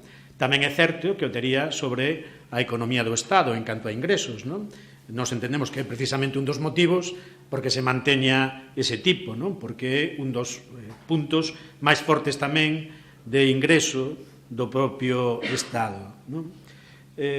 Por outro lado, xa faláramos tamén en este pleno da situación paradoxal que ten o noso país, non? Somos productores de enerxía eléctrica, somos excedentarios na produción de enerxía eléctrica e resulta que vamos a ser neste propio mes xa de novembro, según sentencia, dos partes do Estado donde máis cara se vai a pagar a electricidade. É dicir, non só nos vamos a poder beneficiar desa condición imposta en moitos casos de productores de enerxía eléctrica para compensar os aspectos negativos que lo levan consigo, senón que vamos a ter que pagar máis que calquera outro. Por qué? Pois polos conocidos como suplementos territoriais. Sabedes que as empresas eléctricas reclamaron no seu momento no Estado, na Xustiza, que os impostos autonómicos que se estaban a cobrar á produción de enerxía eléctrica deberían de ser abogados por outras partes que non foran as propias empresas, non? Bueno, pois a decisión que se tomou foi que deberíamos de ser os consumidores quenes deberíamos de aboar ese precio. O total do ano 2003 repartido polo Estado, 100 e pico millóns de euros, 38 millóns de euros van a ser os que vamos a ter que pagar neste mes, xa digo, neste mes de novembro. Estaba previsto que fose abril, pero será en este mes de novembro, galegos e galegas no ámbito doméstico e tamén no ámbito industrial. Tamén no ámbito industrial. Despois veremos que o que pasa con empresas que teñen un consumo alto de electricidade, as electrointensivas, e como lles vai a repercutir en este momento donde hai xa peches anunciados na súa factura eléctrica tamén, non? Van a ser empresas que van a ter un custe moito máis elevado do habitual do consumo eléctrico, non? Que pedimos nós na moción? Pois pedimos que eses suplementos territoriais, a parte que lle corresponde a Galicia, que non lle ten por que corresponder a Galicia. Galicia ten o máis que pagado como produtor. Outras partes do Estado que non producen, pero si consumen, evidentemente non poden ter impostos á produción, non poden ter impostos de tipo eólico, de tipo de canon hidráulico, porque allí non hai produción. Se allí non hai produción, evidentemente non poden ter os impostos, polo tanto, vailles a salir máis barata tamén a electricidade, non? E, por último, o que pedimos tamén na moción, xa sendo coherentes con todo o que levamos proposto desde fai tempo, é que se modifique a lei do sector eléctrico para que o noso país, Galicia, poida disfrutar de unha tarifa propia galega, non? Pero unha tarifa que rebaixe o custe e non que non lo suban como lo están facendo, non? Non valen xa os argumentos da tarifa única en todo o Estado, porque xa hai exemplos máis que evidentes de que non existe tarifa única no Estado. Habíaos, e vámoslo ver, repito, neste mes de novembro, donde cando nos cheguen as facturas veremos que vamos a pagar o kilovatio hora máis caro aquí nas Pontes, centro de produción de enerxía eléctrica por excelencia en todo o Estado, do que se vai pagar, por exemplo, en Madrid, en calquera sitio de Madrid. Bueno, pois esa é a proposta que traemos hoxe a este pleno. Sí, xuntos. Sí, estamos en líneas xerais de acordo co explicado por Kiko na moción que presentan. Efectivamente, de acordo en que hai que baixar o IBE o 4%, porque a electricidade é un ben básico, que básico, necesitámoslo para vivir, pero dende en Marea xa se están presentando iniciativas tanto no Parlamento como no Congreso para mellorar este tipo de problemas que temos agora, que creemos que son máis efectivas e que se poden cumprir a máis curto prazo antes que a tarifa eléctrica galega, que se poderían levar a cabo máis rápido. Entre elas, por exemplo, derogar a legislación que penaliza e dificulta o autoconsumo particular comunitario, eliminar o imposto ao sol, a revisión de concesións das centrais hidráulicas que caducan ou que van caducar nos próximos meses, nos próximos anos, prohibición das portas xiratorias, unha serie de medidas que se poden consultar, por non leelas agora todas, pero que creemos que son máis fáciles de que se leven a cabo agora que está tamén o Partido Socialista no goberno antes que a tarifa eléctrica galega. Entón, sí que estamos de acordo no corpo da moción, pero creemos que hai outras medidas que son máis efectivas. A medida máis efectiva que podría haber é que tuviéramos soberanía de abondo para dictar o noso destino e ter a nosa propia planificación enerxética. Somos conscientes de que en este momento non se dá esa situación, evidentemente, non? Por lo tanto, a outra alternativa que temos son estes plantexamentos que facemos na moción, sobre todo a da modificación do sector eléctrico para que permita unha tarifa eléctrica galega. No País Vasco non tuveron ese problema. Están cunha propia tarifa. E os copeaxen chaman, non? Teñen a súa propia tarifa, non? Nos agora vamos a ter a nosa propia tarifa tamén, pero a maiores, é dicir, vamos a ter que pagar máis, non? E despois, e sin que seña ánimo de controversia, ni moito menos, falar de que ahora que está o PSOE no goberno do Estado nos pode beneficiar en este sentido, recordar que os suplementos territoriais estaban contemplados nunha legislación que plantexou o PP, que no proceso de trámite parlamentario o BNG dixo que había que quitar esas opcións, o PP dixo que as iba a deixar como voluntarias, anos despois as fixo obligatorias, e o PSOE en ese momento emendou dicindo que deberían de ser de aplicación obligatoria.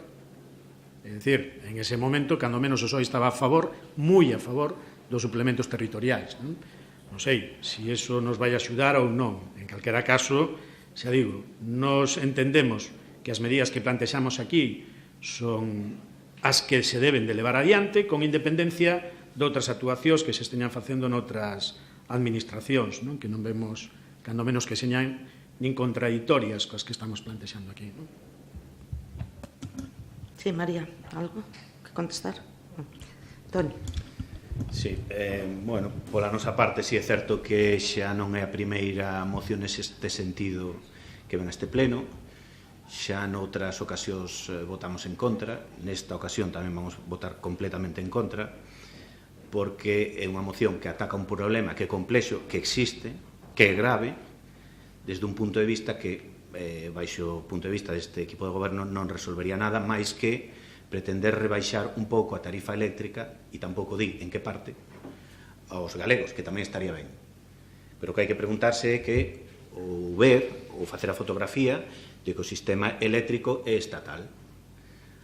Que hai 4 actores, digamos, aí está a generación, está o transporte, está a distribución e despois están as comercializadoras.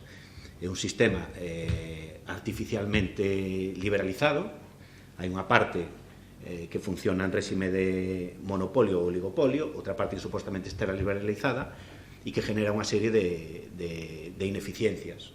Despois está o complexo tema da tarifa, que é o que nos cobran a cada consumidor, que enseñamos domésticos e industriais, que iso tamén é para facer un máster aparte, porque iso hai unhas ofertas que presentan as generadoras de electricidade o día anterior, despois casan esas ofertas coa demanda, entra nunha cousa que se chama pool, no que as nucleares entran sempre e a coste cero, despois entran as renovables tamén sempre e a coste cero. A hora de establecer o precio, evidentemente, son energías que están primadas, e despois entrarían as máis caras, que son gas ou carbón, hasta completar a demanda prevista. E ese precio máis caro do sistema máis caro, que son gas e carbón, son os que marcan o precio. Dentro do que é a tarifa eléctrica que nos cobran a cada usuario, o 35% é o servicio que se nos presta, o 35%. O resto son peaxes, son impostos, son suplementos a renovables, son déficits de tarifa, que temos desde o ano 97, empezou no ano 97, que agora está en 30.000 millóns de euros, e entonces hai que preguntarse, vendo este sistema que é complexo, que é farragoso e que evidentemente que hai que cambiar, que aportaría a proposta do Bloque nesta moción? Baixo o meu punto de vista, nada, e además hai alguma cousa que é interesante pero que eu non comparto. Por exemplo, baixar o IBE ao 4%, vale, bien, pero non a todos. Eu son máis partidario dun sistema, concordo co resto dos compañeros de outros grupos, que este é un servicio básico e, polo tanto, un mínimo debese garantizar a todos os cidadáns. Pódese facer partindo desde a potencia contratada. Pois haberá que garantizar un número mínimo de amperios, non sei se 3, se 4, se 5 ou se 6, que deberían estar exentos. E que, ao mellor, exentos de todo tipo de impostos. E a partir de aí, en función da potencia contratada, entendemos todos que a maior potencia contratada, maior recursos económicos, polo tanto, se debería gravar. Entón, ao mellor, si o 4% para ese mínimo que se debería garantizar a todos os cidadáns, e a partir de aí ir incrementando en función da potencia contratada, pois o que se cobra. Un sistema que se utiliza, creo que en parte, non igual, en Italia, porque así, pois, oye, sería progresivo. A proposta que fai o Bloque non é, en ningún caso, progresiva. Depois falamos de tarifa eléctrica galega. Como se establece que territorios son excedentarios? É dicir, cal é o ratio generación-demanda? É dicir, consumes máis do que produces ou produces máis do que consumes? Pois hoxe que parece que agora non se pon de moda sacar planos ou mapas no pleno, pois eu tamén trouxen un. Todos os datos que vou utilizar están sacados do informe do Sistema Eléctrico Español do ano 17, de Red Eléctrica Española, que é o último que hai completo.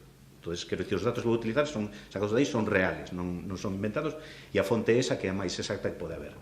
Neste plano podemos ver as comunidades autónomas, unhas en azul oscuro e outras en azul máis claro. As azul oscuro, incluso Extremadura, que é a máis oscura de todas, establecen que comunidades autónomas son excedentarias en canto a produción, é dicir, producen máis do que consumen, e cales consumen máis do que producen. As oscuras serían as que son excedentarias, é dicir, non só Galicia, ni siquiera Galicia é a que máis ten déficit. A máis oscura é Extremadura. Extremadura ten un déficit entre o que produce e o que importa, e entre o que consume e o que produce, dun 418%. 418%. Dentro das comunidades autónomas excedentarias, que son 8, serían Extremadura, Castela-A Mancha, Castela-León, A Rioxa, Aragón, Galicia, Asturias e Navarra. Galicia é a sexta. Entón, eu tampouco entendo, si entendo desde o punto de vista político do Bloque, porque fala solo de Galicia, tamén seguindo o argumento que decía antes Monse, esta ao mellor é unha moción que procedería, posto que todos os grupos aquí sentados temos representación no Parlamento de Galicia, pois sería ao mellor unha moción máis propia para o Parlamento de Galicia, ou que se presentara aquí unha moción dicindo que unha tarifa eléctrica para os ponteses, que é o ámbito que nos toca aquí. Pero en calquera caso, centrando o debate, se evidentemente Galicia ten unha tarifa eléctrica propia, o resto de comunidades autónomas que están na mesma situación que Galicia, xa digo, incluso por diante de Galicia, en canto a que producen bastante máis do que consumen, pois tamén quererían unha tarifa eléctrica propia.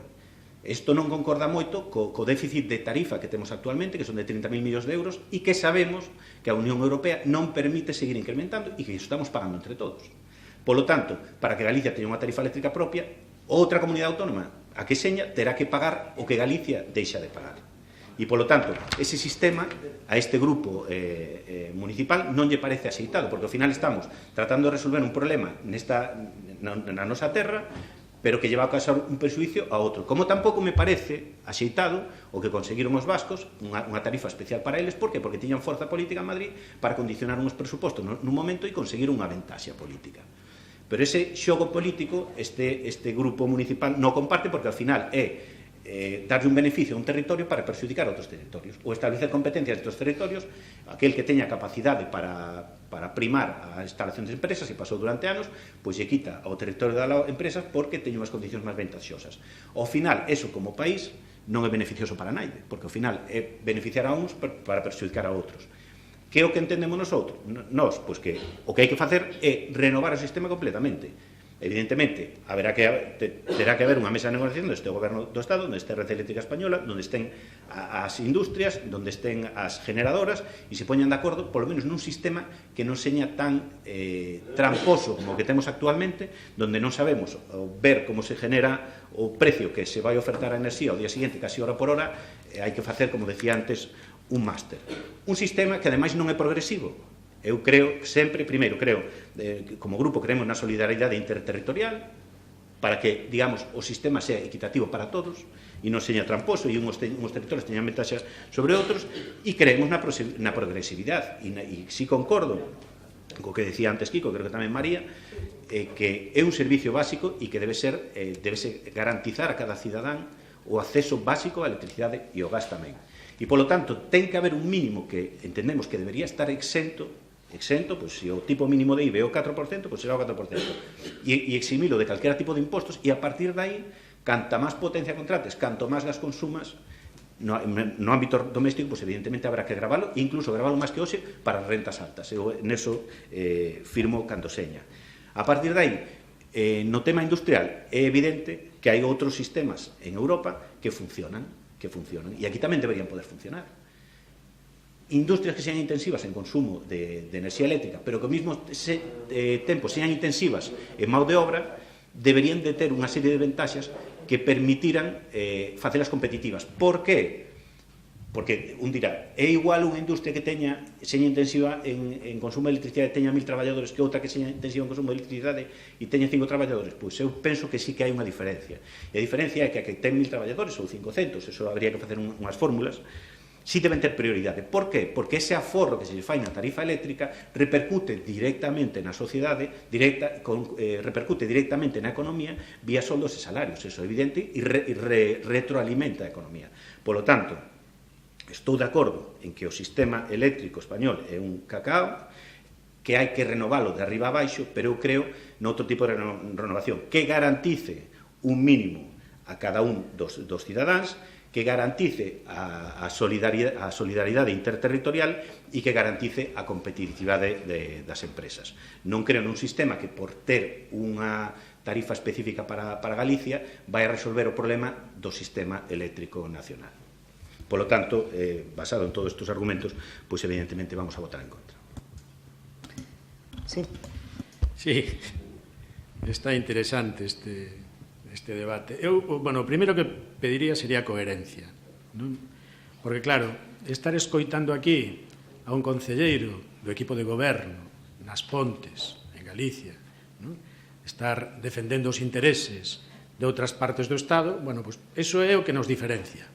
Iso é o que diferencia ao PSOE do que diferencia ao BNG, non? Vos defendedes o conxunto que entendedes vos, nós defendemos o noso conxunto que é o noso país, non? E, evidentemente, se pedimos a tarifa, pedímola para o noso país, para as nosas xentes e para as nosas industrias, basicamente, non? Que o resto as queren pedir? Pois non hai ningún problema. Que a pidan, que se debata e demais, non? Por certo, os restos, cando falo do resto, tamén a piden. Aragón, concretamente o presidente da Diputación de Huesca, do PSOE, non? Está pedindo para eles un 20% de rebaixa. E por que un 20%? Por que pide o 20%? Pois resulta que ele entende que é o exceso que teñen de produción no ámbito hidráulico, hidroeléctrico. É do PSOE. En Aragón. E defende unha tarifa propia para Aragón. E non falan do resto do Estado, Co cal, chegar aquí ás Pontes e escoitar ao PSOE das Pontes, facer unha defensa a ultranza da solidaridade territorial e das tarifas que deben de ser as mesmas en todos os sitios, cando menos gustaríanos poder traer algunha vez por aquí ao presidente da Diputación de Huesca para que vos explicara os seus razonamentos. Por certo, solidaridade interterritorial que xa existe xa existe. Ti, como os demais, estamos pagando dentro dunhos conceptos que se chaman peaxes, por certo, o maior da factura, por certo, con criterio político que non teñen nada que ver, nin ca produción, nin ca distribución, nin ca comercialización da enerxía eléctrica, moitos conceptos. Entre eles, por exemplo, o extrapeninsular. É dicir, nós estamos aportando cartos para que en Canarias e nas Baleares, e Ceuta e Melilla, pois lle saia a electricidade ao mesmo precio que nós. Por despois resulta que en Canarias non teñen o 21% do IBE. É un pouco curioso eso, non? Un pouco curioso, cando menos. Somos solidarios para que os restos teñan electricidade máis barata, non? Pero non podemos ser solidarios para que o resto paguen o noso. Os nosos custes de produción que non teñen o resto. Por certo, tamén, cando fales de mapas, enseñes mapas, dá máis información. Non? Claro, hai comunidades no ámbito estatal que teñen máis produción, máis exceso de produción que Galicia. Galicia está na posición sexta, claro, sí. Hai que ver cal é a produción que teñen. Hai algunhas das que ti comentaches teñen nuclear. E, por outro lado, hai que ver tamén que empresas teñen instaladas. Evidentemente, nós podríamos traer aquí un texto do ano 1968, escrito por un economista galego, donde xa defendía a tarifa eléctrica galega, xa defendía que deberíamos de ter un aforro nos custes de electricidade por ser productores de enerxía eléctrica, e en ese momento a porcentaxe que el defendía pois andaba en torno a un 40 e pico %. Por qué? Porque daquela o balance entre produción e consumo era máis favorable, porque non había empresas electrointensivas. Ti sabes, como eu, que Alcoa, por exemplo, na Mariña, está se elevando unha produción moi elevada do que temos aquí. Claro, se meto todo eso no paquete e faigo raso para todo Dios, os datos son os que son. Non eres partidario tampouco de ir ao imposto, porque non é progresivo. Coño, pois fala ca ministra para a transición ecolóxica, non? Porque creo recordar que a única medida que adoptaron foi actuar sobre un imposto, o imposto eléctrico, que está dentro da factura, que, por certo, despois lle cargamos outro imposto máis, que é o IVA. Doble imposición. Bueno, pois a vosa ministra decideu esa medida, vale? Que non se vai a notar nin no doméstico, nin no industrial, para nada. E non sei se é progresiva, pero foi a única medida que decideu facer, non? Claro, tarifa eléctrica galega, e onde actuades? Home, di a moción, Toni. Di a moción. Creo que di que se modifique a lei do sector eléctrico para que Galicia se poida beneficiar pola súa condición de nación productora de enerxía eléctrica de peaxes máis baixas. Peaxes. Logo, nos estamos dicindo que hai que actuar na parte de peaxes. Por qué? Porque é a parte política. Toda a componente que está metida aí na peaxe non ten nada que ver con criterios técnicos, nada. Son todo criterios políticos. E aí é donde se pode facer política, que é o que pretendemos. Vale? Evidentemente, se nós temos tarifa máis baixa, o resto vai ter que pagar. Sí, claro, como facemos nós agora. Ou logo o escopeaxe que non vai a pagar. O que poida rebaixarse, o que se está rebaixando a industria vasca, fundamentalmente a industria vasca, que non paga. Pagámoslo entre todos, pero beneficio deles. E os custes de produción que nos paga. Resulta que aquí se deciden poñer impostos para recoller parte deses custos e ahora temos que pagar nós.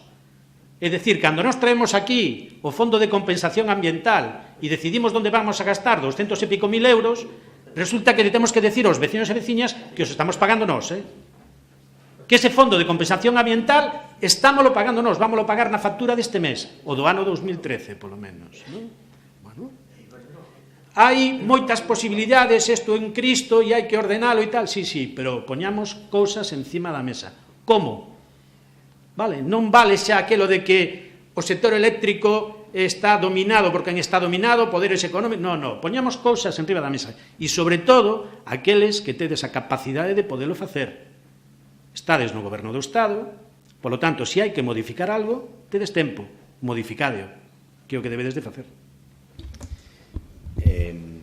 Dixen desde o primeiro momento, ti me estás dicindo o do País Vasco, eu desde o primeiro momento estou dicindo que non creo nesos sistemas insolidarios, porque ao final darlle unha vantaxe a un territorio é perxudicar a outros, e o que se trata de facer algo que seña xusto, equitativo e equilibrado para todos os territorios. Esa é a miña posición.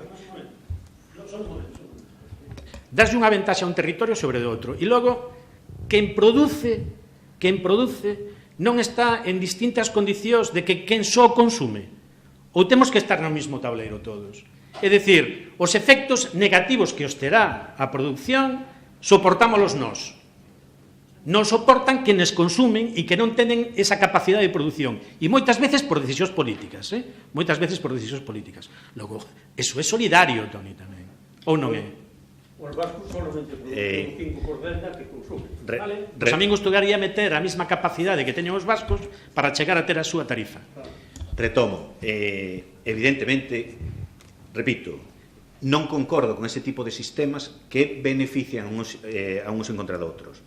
É obvio, e non vamos a explicar aquí no Concello das Pontes, que o ter moitos sistemas de generación, industria xenerativa no Concello, trae inconvenientes, trae moitas cousas, tamén trae outros beneficios, é dicir, non vamos a obviar que vía impositiva o ter os centros de xeneración aquí ao Concello das Pontes lle beneficia. Eso é indiscutible, creo. Entonces, non se pode obviar que o feito de xenerar enerxía aos territorios onde se xenera enerxía se lles beneficia, bien positiva. Que se lles pode beneficiar máis tratando de chegar ao consumidor final, ben seña doméstico, ben seña industrial, pois eu estou de acordo que hai que facelo, pero hai que facelo desde o meu punto de vista de outra maneira, en calquera caso sempre con progresividade. Eu, que isto xa o debatimos moitas veces en moitos ámbitos, eu non creo na cuestión fiscal e impositiva, non creo xa máis nas tarifas planas. Eu son absolutamente refractario aos impostos indirectos, porque esos non distinguen entre capacidade de renta, nin quen ten máis, nin quen ten menos. Simplemente, a hora de comprar unha barra de pan e pagar un IBE, pagámoslo todos exactamente igual. No mismo na enerxía eléctrica, no mismo no gas, no mismo e nos servicios básicos. Eu entendo que habría que ir sempre ao tipo mínimo de IBE para servicios básicos, que para eso é o do 4%. Eso, a partir de aí, como se fai a progresividade? Pois eu entendo que unha maneira moi clara e que si pode reflexar, polo menos no ámbito doméstico, a capacidade económica e na potencia contratada. Evidentemente, quen ten unha casa enorme, pois necesitará máis potencia eléctrica que un que ten un piso de 60 metros cuadrados. Eu penso que eso é así, e é unha maneira moi sinxela de chegar a obter os resultados que todos aquí no fondo creo que pretendemos. Tamén hai que situar a cuestión, xa dixen antes, que isto non é unha cuestión que lle afecte só a Galicia, xa digo, hai 8 comunidades no Estado que son excedentarias en produción eléctrica e dentro desas 8 Galicia é a sexta. E a sétima é Asturias, e o excedente de Galicia é un 132,8% e o de Asturias un 132,4%, o sea, estamos aí casi na mesma situación. Falamos de diferencias políticas, eu non sei o que defende o presidente da Diputación de Aragón, non o conozo, non sei quen é, e neste caso pode ter a súa visión política, que é perfecta, pero aquí temos a nosa. E a nosa neste caso é distinta. Eu non concordo, é dicir, sí, podemos xogar o xogo do nacionalismo, que é tratar de arrimar a brasa o que nos interesa, e despois o resto que apanden. Eu entendo que é cuestión de concepción política, cada un ten a súa, pero non creo nos nacionalismos, dame igual de dereitas ni de esquerdas, porque nos levan a este tipo de situación no que cada un pensa no seu e non no conxunto, e iso penso non hai máis que ver a situación política actual ao que nos leva. Dame igual ao nacionalismo de dereitas que o de esquerdas. Esa é a miña opinión. E o nacionalismo español? O nacionalismo de dereitas, se estou no dicindo, cada un ten o seu, cada un ten o seu. No, porque eu mira, por mí pódese abolir o Estado español, eu vou máis alá e que dirixa todo a Unión Europea non teria ningún problema. Eu, cando queras facer un debate de política profunda de fundamentos do Estado e de formas de Estado, tamén o facemos e igual te sorprendo. A mí o Estado español, o Estado galego, todo eso é que me dá igual. A cultura é unha cuestión, o sentimento, a lingua, todo eso é unha cuestión cultural, non Se facemos deso unha cuestión de Estado, pois nos leva ao que nos leva. Non concordo, pero creo que non é o debate hoxe aquí. O que sí digo é que hai que ter cuidado co que se defende, ti dis o PSOE en Aragón e o PSOE aquí, pero xa vou máis alá. O PSOE de aquí e o PSOE no Parlamento de Galicia. Hai poucos días me consta que houve unha moción no Parlamento galego para o mantenimento das centrales térmicas galegas. Sei que o PSOE votou a favor. Me consta que o Bloque creo que se activo. Seguro. Vale, revisarei. Pero eu teño claro que nosotros si defendemos o de aquí, o deste Concello, que é o que nos toca. Por eso decía antes que hai mocións que mellor non son tanto de aquí. Pero cando hai que defender o de aquí, creo que este grupo político si se puxo sempre do lado dos intereses deste Concello, fora, da igual que gobernaran os nosos que gobernaran os outros. Nosotros sempre tuvemos claro que aquí o que estamos é para defender os intereses das Pontes. E, polo tanto, nesta moción, por iso quero dar os datos. É dicir, é un problema moi complexo que non se resolve con ter unha tarifa eléctrica galega, porque eso generaría distorsións noutros territorios que quero dicir, ao final, se queremos ter un sistema que seña bon para todos, teremos que ter un acordo que ten que ser sempre partir da solidariedade interterritorial e, sobre todo, da progresividade. É dicir, ten que haber un mínimo exento, tanto no gas como na tarifa eléctrica, para todos os cidadáns. E, a partir de aí, o que máis teña, pois máis terá que pagar. Votamos en contra desta moción, non porque non pudera ter algún beneficio para Galicia, pero en calquera caso non resolvería o problema, en ningún caso. E hai que ter cuidado con esas cosas, porque se hai quen defende, en algún momento pode defender a descarbonización do sistema eléctrico, no cal podemos estar de acordo nunha parte, pero que non estarei nunca de acordo é que quen cumpla con estándares europeos, como é a central térmica que podemos ter aquí, que cumple estándares europeos, non ten por que deixar de funcionar. Pero se deixara de funcionar, hai que ter clara unha cousa, que se deixa de funcionar, Galicia pasa a ser deficitaria. E fixen o cálculo. Cos datos do informe do Sistema Eléctrico Español, está colgado na páxina de Red Eléctrica Española, Galicia, o ano pasado, generou 26.369 gigavatios hora totais, con todas as tecnoloxías, dos cales 10.817 gigavatios hora foron de carbón. Se facemos a resta, que é moi sinxela, e a demanda foi de 19.858 gigavatios hora, si pechamos as térmicas galegas, Galicia pasaría a ser deficitaria en 4.306 gigavatios hora. Entonces, todo non cabe no saco. Ben, procedemos á votación. Evidentemente, se lle quitas o carbón, terías que quitar algo máis, Toni. Terías que quitar tamén quen consume. Non é tan automático como quito resto e xa está. Hai que ver que hai industrias que están implantadas aquí porque teñen esa capacidade de consumo que se lles dá desde aquí. Si non, non poderían tampouco. Por certo, non sei se tiveches a ocasión de falar ca ministra de Transición Ecolóxica, se chama, non? Bueno, eu pediríache, ou gustaríanos, vamos, que tuveras unha conversa con ela, coño, porque todo o que ti estás dicindo é contrario por completo ao discurso mediático, cando menos, que se traslada desde ese ministerio. E, sin embargo, sodes do PSOE os dous. Non sei se é xa solo Huesca, pero hai algún problema por aí.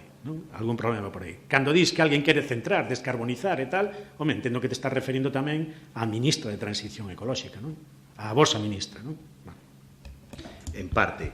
Eu non me movo nesas altas esferas, eu movo máis na política local, pero si me consta e podo garantizar que o alcalde, si se reuneu cando menos en unha ocasión presencialmente e por teléfono, se falou varias veces da problemática que se pode presentar a Galicia e a provincia co peche das térmicas e, bueno, conversas houve. Ben, procedemos á votación. Votos a favor? En contra? Abstencións? Pasamos á seguinte moción, tamén do BNG, que é moción para a elaboración dun plan de conservación e preservación do Parque da Fraga. Votamos a inclusión. Sí. Sí. paso a ler a moción. As zonas verdes urbanas constitúen un lugar de convivio social, proporcionan paisaxes agradáveis, espazos libres para o lecer, mas non é menos importante o papel que xogan no mantemento do equilibrio ecolóxico das nosas vilas e cidades. A conservación e preservación da biodiversidade dos nosos entornos incide directamente na calidade ambiental e na calidade de vida das persoas. Na nosa vila, o Parque da Fraga, onde estes espazos verdes que deben ser conservados e preservados. O denominado Parque do Eume, tradicionalmente Fraga de Dona Rita, está dominado por carballos e rebolas e alberga ademais especies vulneráveis e de interese tanto de flora como de fauna. Na flora, además das propias especies arbóreas, atópanse unha interesante comunidade de plantas nemorais entre as que destacan 3 especies do xénero Narcissus, cunha poboación numerosa da especie Narcissus asturiensis, incluída como vulnerável no catálogo galego de especies ameazadas en o anexo 2 da Directiva de Hábitats, que inclúe aquelas especies para as que é preciso conservar un hábitat axeitado. Entre os animais hai destacables poboacións de aves forestais e morcegos cuxas especies están protegidas pola lei. Por iso, as actuacións que se desenvolven na Fraga, limpezas, podas, iluminación artificial, deberán ter en conta a presenza destas especies para que non se vexan negativamente afectadas. Ademais, a limpeza habitual do entorno, as técnicas usadas e a frecuencia da mesma tamén debe ser revisada, xa que constitúe un problema habitual, sobre todo nos días posteriores á festa da Fraga. Como administración local, temos a obriga e a responsabilidade de manter os nosos espazos verdes coidados, seguros e accesíveis para todas as persoas. A posta en valor deste espazo, unido á conservación do mesmo, debe ser unha prioridade para este Concello. Por iso solicitamos ao Pleno da Corporación a adopción dos seguintes acordos. Comprometer a elaboración dun plan de conservación e preservación do Parque do Eume que inclúa unha catalogación das especies que habitan o entorno, a eliminación das barreiras arquitectónicas que garanta a accesibilidade global, a creación dun espacio didáctico que poida ser utilizado pola comunidade educativa e asociación relacionada con a custodia do territorio e que permita tamén a veciñanza coñecer as peculiaridades do espazo e da biodiversidade do mesmo mediante instalación de cartaces informativos ou outros medios, que inclúa tamén as técnicas necesarias para levar a cabo a limpeza e conservación do entorno sen prexudicar as especies que o habitan e a formación do personal encargado das mesmas, e tamén a reparación e cambio do mobiliario urbano deteriorado como papeleiras, bancos, cabanas instaladas no entorno, etc. E o segundo acordo é encomendar á Comisión de Infraestructuras, co apoio dos técnicos municipais e o Consello Local de Medio Natural, o seguimento da elaboración do meritado plan mediante a celebración de sesións conxuntas, a primeira no plazo dunha semana dende a aprobación, de ser o caso do presente acordo. Sí, xuntos. Bueno, eu primeiro unha aclaración. Eu nunca fui un concelleiro, sempre estou na infantería. Pero o mismo que pides, Monse, rigor no tema de número de mocións, eu tamén pediría, se é que está no regulamento, os tempos das intervencións. Porque a min a veces me parece que se exceden bastante. Entón, é outra maneira de controlar tamén os plenos, para que non duren aquí hasta as 4 da tarde. Tomo nota, Ribeiro. Referente ao tema da moción do BNG, nós no programa de Xuntos por as Pontes xa levamos tamén un programa baseado na defensa do río, porque as pontes existen polo río Eume, porque a xente antigamente buscaba a auga nos povos. Entonces, mirar para o río sempre é moi importante, porque o río Eume é un dos fundamentales, é moi importante, é un gran río dentro de Galicia. E, polo tanto, todo o que sea potenciar o río é moi importante. Entonces, nós, como tamén o levamos no programa, queremos tamén ao mesmo tempo activar o Muiño da Lende, activar a Fábrica da Luz, e facer unha zona pedagóxica ao mesmo tempo, onde os cativos poden ir á escola, incluso hasta ver moer o trigo, e incluso poñer un forno a facer o pan e levar un pan para a casa aos nenos. Bueno, darlle unha forza a todo eso, non? Incluso podían ver colixos de fora. Entón, no fondo, estamos de acordo con a moción, pero había que profundizar e facer un estudio máis profundo e potenciar moito máis o río. Nada máis. Bueno, agradecer en primeiro lugar as suxerencias que fai o concelleiro de Xuntos por as Pontes. Efectivamente, hai temas que están pendientes e que dende este grupo de goberno xa se está a traballar en eles. Por exemplo, mencionabas o tema do Muiño de Alende, é un tema que está pendente e que xa se mantiveron conversas con algunha parte da propiedade dese muiño e, bueno, todo o que é a recuperación da zona do entorno, digamos, do río Eume, pois efectivamente hai previstos algúns proxectos, algúns deles os traeremos sin moita dilación a este pleno e os falaremos e vos expoñeremos con tempo suficiente tamén para que poidades facer as vosas aportacións, pero, como digo, son proxectos que teñen unha incidencia sobre o entorno do río Eume, como ti dis, voltar un pouco a cara hacia o río como unha zona que, que históricamente, efectivamente, o expoñía moi ben Ribeira, pois estábase de cara ao río como unha fonte de riqueza, xeneradora de riqueza, e hoxe, pois polas circunstancias se foi apartando un pouco deixando un pouco aparte ese sentido que tiña. Pero, como digo, tratamos de recuperar toda a zona e levaremos a cabo varios proxectos que vos traeremos en breve, algún deles en breve. Respecto da moción, do contido da moción en sí que me gustaría aclarar algunhas cuestións. Fai escasamente, non sei exactamente, pero 2 meses, 3, quizáis, sabedes que se repararon as casetas que precisamente facedes mención na moción, os 2 miradoiros que están pegados ao río. Estaban nun estado totalmente deplorable, carecían de cuberta, estaban rotos, desvencellados, as madeiras totalmente podridas, incluso en algún caso podían supor algún tipo de risco porque o chan estaba encima da terra, non tiña solo tiña concretamente unha soleira de formigón, pero o outro estaba apoiado directamente na terra e houbo que acometer unha reforma importante para, como digo, que impedir que estuvera a madeira en contacto ca terra e evitar que se pudrira, non? Se rehabilitaron completamente e quedaron, ademais se lle dotou de mobiliario, había un problema non de limpeza, porque a limpeza se acometía de maneira regular e rigurosa, pero é certo que se utilizaban moito eses miradores e, pois a xente, en vez de camiñar 20 metros para depositar o lixo nun dos contenedores ou nunha das papeleras, pois a deixaba dentro do propio mirador, non? E o que se fixo foi dotalos precisamente de papeleiras para evitar, pois, eso, que a xente teña que desplazarse 20 metros, pero que non deixe a basura tirada no chan, senón que a bote na propia papeleira. Acometeronse tamén medidas medioambientais. Sabedes que a procesionaria é unha praga que ano tras ano é recurrente en Galicia, en xeral, e lóxicamente a nos preocupa o Parque da Fraga, concretamente se adoptaron medidas de protección contra a procesionaria e se instalaron nas distintas árbores pois uns sistemas contra a praga para a acollida da procesionaria. Tamén se acometeron melloras en todos os sendeiros da Fraga, se renovaron, se acometeron, se lles dotou de máis, de firme, porque estaba moi deteriorado, había poceiras provocadas polos invernos, e demais que dificultaban o tránsito e dificultaban precisamente o acceso incluso de persoas con mobilidade reducida, pois iban de fochanca en fochanca e acometeronse as melloras de todos eses sendeiros e camiños para mellorar o acceso.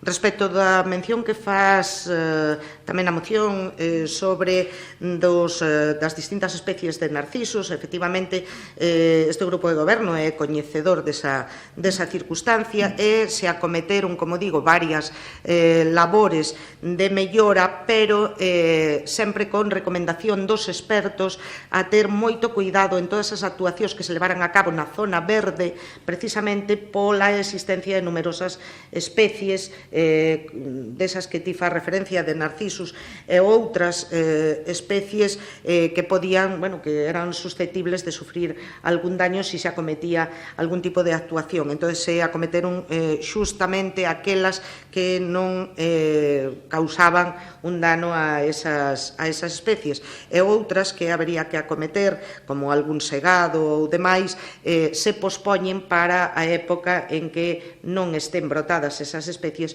e non se vexan prexudicadas. Acometeuse tamén a poda de diversos árbores porque, bueno, pois estaban, lóxicamente, en moitos casos había polas que estaban descontroladas e polas que estaban polas inclemencias do tempo en moitos casos ou pola antiguidade das propias especies arbóreas, pois estaban deterioradas e acometeuse un saneamento con esa poda das distintas especies arbóreas que ali hai. Acometeuse tamén a mellora da fonte, unha fonte que está na Fraga que todos coñecemos e se puxo de novo en funcionamento. Falades tamén do plan de recuperación do mobiliario e tal, decirvos que está recuperado, reparouse unha gran cantidade de mobiliario que se vía pois deteriorado en uns casos por accións vandálicas en moitos casos, pero outras veces polo propio uso e polas inclemencias do tempo, pois se ven afectados e se reparou. En outros casos se dotou de novo mobiliario en aquelas zonas que, bueno, pois polo uso ou polas circunstancias que pensamos ou consideramos que era necesario dotalo de mobiliario novo. En breve, non vos podo decir unha data, pero calculo que en un mes aproximadamente ou, bueno, sin poñer unha data, porque repito que aquí os tempos son os que son e moitas veces son máis largos do que a todos nos gustaría, pero que sí vamos a acometer o pintado e recuperación da Ponte dos Chaos, é algo que está previsto. É unha ponte que está tamén polo paso do tempo deteriorada e vamos a acometer a súa mellora estética co pintado e tamén a renovación de algúns dos travesaños que están dañados pola corrosión e hai que recuperalos, en moitos casos hai tamén que sustituílos. Como digo, estamos acometendo continuamente melloras no Parque da Fraga, porque é unha zona que entendemos de uso e disfrute de todos os veciños, pero ademais moi concurrida, e é unha zona que, lóxicamente, polas súas características, somos os primeiros interesados en preservar e en cuidar, pero tamén en concienciar a xente para que o cuide e o respete todo ese entorno. Facedes mención tamén na moción respecto da instalación de cartaces informativos, é un tema que tamén temos previsto facer, ao igual que se fixo en outras zonas do pobo, e lóxicamente a Fraga non, precisamente por ese carácter especial que ten, esa importancia especial que temos, que ten para nós, pois tamén temos previsto colocalos e en breve tenemos o proxecto coas distintas zonas e dotalo de toda a información, incluídas algunhas das especies que se poida ver, as especies que compoñen o Parque da Fraga. Repito, decir todo isto solo para poñer a nota de as cousas e reparacións e mantemento que se fai do Parque da Fraga para a súa conservación e a súa preservación. Non obstante, imos a votar a favor desta moción, porque, como digo, son cousas as que pedides que xa se están a facer e que estamos dispostos, lóxicamente, a seguir facendo e, polo tanto, non nos causa ningún problema, nin nos condiciona de ningún xeito aprobar esta moción e, polo tanto, digo, vamos a votala a favor. Inda que hai un segundo punto que di encomendar á Comisión de Infraestructuras, co apoio dos técnicos municipais e o Consello Local do Medio Natural, o seguimento e elaboración do meritado plan mediante a celebración de sesións conxuntas a primeira no prazo dunha semana dende a aprobación de ser o caso do presente acordo. Pois ben, decirvos que non vamos a comprometernos ao prazo dunha semana, porque que senón, para a seguinte semana vades a vir aquí a decirnos que xa pasou unha semana. Entonces, para que queden as cousas clariñas e que non haxa ningún tipo de problema, imos a aprobar a moción, pero sí vamos a renunciar a aprobar isto a primeira no prazo dunha semana, porque o prazo será cando efectivamente este esta comisión conformada e se poida presentar. En calquer caso, sabedes que non hai ningún problema por facer comisións informativas que se consideren necesarias para irvos avanzando un pouco pois cales son as obras que se van a acometer, as melloras que se van acometendo, cando se vai a facer a colocación deses cartaces unha vez que estén proxectados e redactados, a tal fin e darvos un pouco conta de algo que, repito, se está a facer e que se pode ver e que podedes velo en calquer momento, non? Vale así? Ben, como te estás dicindo que vas a convocarnos para esta Comisión de Infraestructuras e darnos conta, tampouco suporía nada que puxeras ti un plazo. En que plazo nos vas a... Non me podo comprometer a un plazo porque non o sei, Silvia. Repito, estou vos dando a información de todas as cousas que se fixeron na Fraga, son cousas que están aí feitas, que o podedes ver. Vos pedides levar a cabo un plan, a creación dun espacio didáctico que é o que se vai a facer, que estaba previsto facer, coa instalación deses cartaces informativos. Entón, unha vez, por exemplo, que estén elaborados eses cartaces informativos ou que estén en proceso xa de elaboración, unha vez diseñados, feita a inserción dos textos e todo eso, pois convocarvos a unha comisión informativa e dicirvos, mira, estes son os textos que se van a colocar nos cartaces, este é o diseño dos cartaces, que vos parece, tedes algo que aportar, algo máis, pero quero dicir, non vou a sometelo ao primeiro prazo dunha semana para a convocación desa comisión, porque non me parece de recibo neste caso concreto. O sea, no momento en que haxa... O que ocorre é que, a ver, a moción vai máis aló da instalación dos cartaces informativos, vai na liña de crear un plan, é dicir, dunha ordenación dun espazo onde se garantan os mínimos e que estén ali reflectidos. Entendo que o prezo dunha semana quizá che pareza que pouco plazo, pero por iso... Márcate un tempo, porque o que ocorre é que se non poñemos plazos, isto vai se demorando, entonces chegamos despois ao pleno do ano que ven, que sabedes onde estaremos cada unha, e todavía non sabemos nada deste tema. Pero entón o plazo que queredes marcar é para a elaboración dun plan de conservación da Fraga. Claro, a ver, o sea, facer un plan de conservación da Fraga, que vos repito que xa está feito, é dicir, sí, a ver. Que fixerades unha serie de melloras na Fraga, no seu entorno, non implica que haxa por escrito un plan de conservación e preservación do Parque do Eume onde se inclúan a catalogación de especies, onde se fale e se describa como se vai a crear un espacio pedagóxico e didáctico en colaboración con entidades de custodia do territorio, onde tamén se redacten as técnicas que hai que utilizar, por exemplo, para realizar a limpeza da Fraga, ou como, por exemplo, a recollida da folla no outono para non vulnerar as especies, en este caso como de narcisos, etc. E todo iso entendemos que é necesario que este recollido nun plan por escrito e que se ordene para garantir os mínimos. Bueno, pois entón iso que hai que facer é encargar ese plan a técnicos para que preparen ese plan que, como dis, non está feito. O plan, tal e como ti o planteas. Si é certo que todas as labores e os estudios necesarios para a conservación das distintas especies e tal, si están feitos e, ademais, están ejecutados. É dicir, todo isto que che relatei con anterioridade de todas as actuacións que se foron levando a cabo ao longo precisamente, é que concretamente ao longo destes últimos meses, neste ano no que estamos, precisamente se acometeu a maior parte desas obras de mellora e de labores de acondicionamento e de conservación e de preservación do parque. Polo tanto, son cousas que xa están feitas. Outra cousa é se o que pedides é que este por escrito un plan para desarrollalo ano a ano. A ver, pois respecto da protección que nos diga un técnico que xa nos dixo, por certo, e que xa se fixo conforme ao que nos decían os técnicos, como hai que preservar a Fraga. Bueno, pois entonces eso non che vou a poñer plazo tampouco, porque en todo caso haberá que falar con técnicos, con algunha empresa ou con algún técnico que poida elaborar ese plan e, polo tanto, haberá que contratalo e, polo tanto, non podo darche un prazo tampouco. Pois retiramos do punto número 2 o prazo dunha semana e mantemos o punto número 1 e 2, pero sen plazos. Vale, bueno, pois, venga, vale.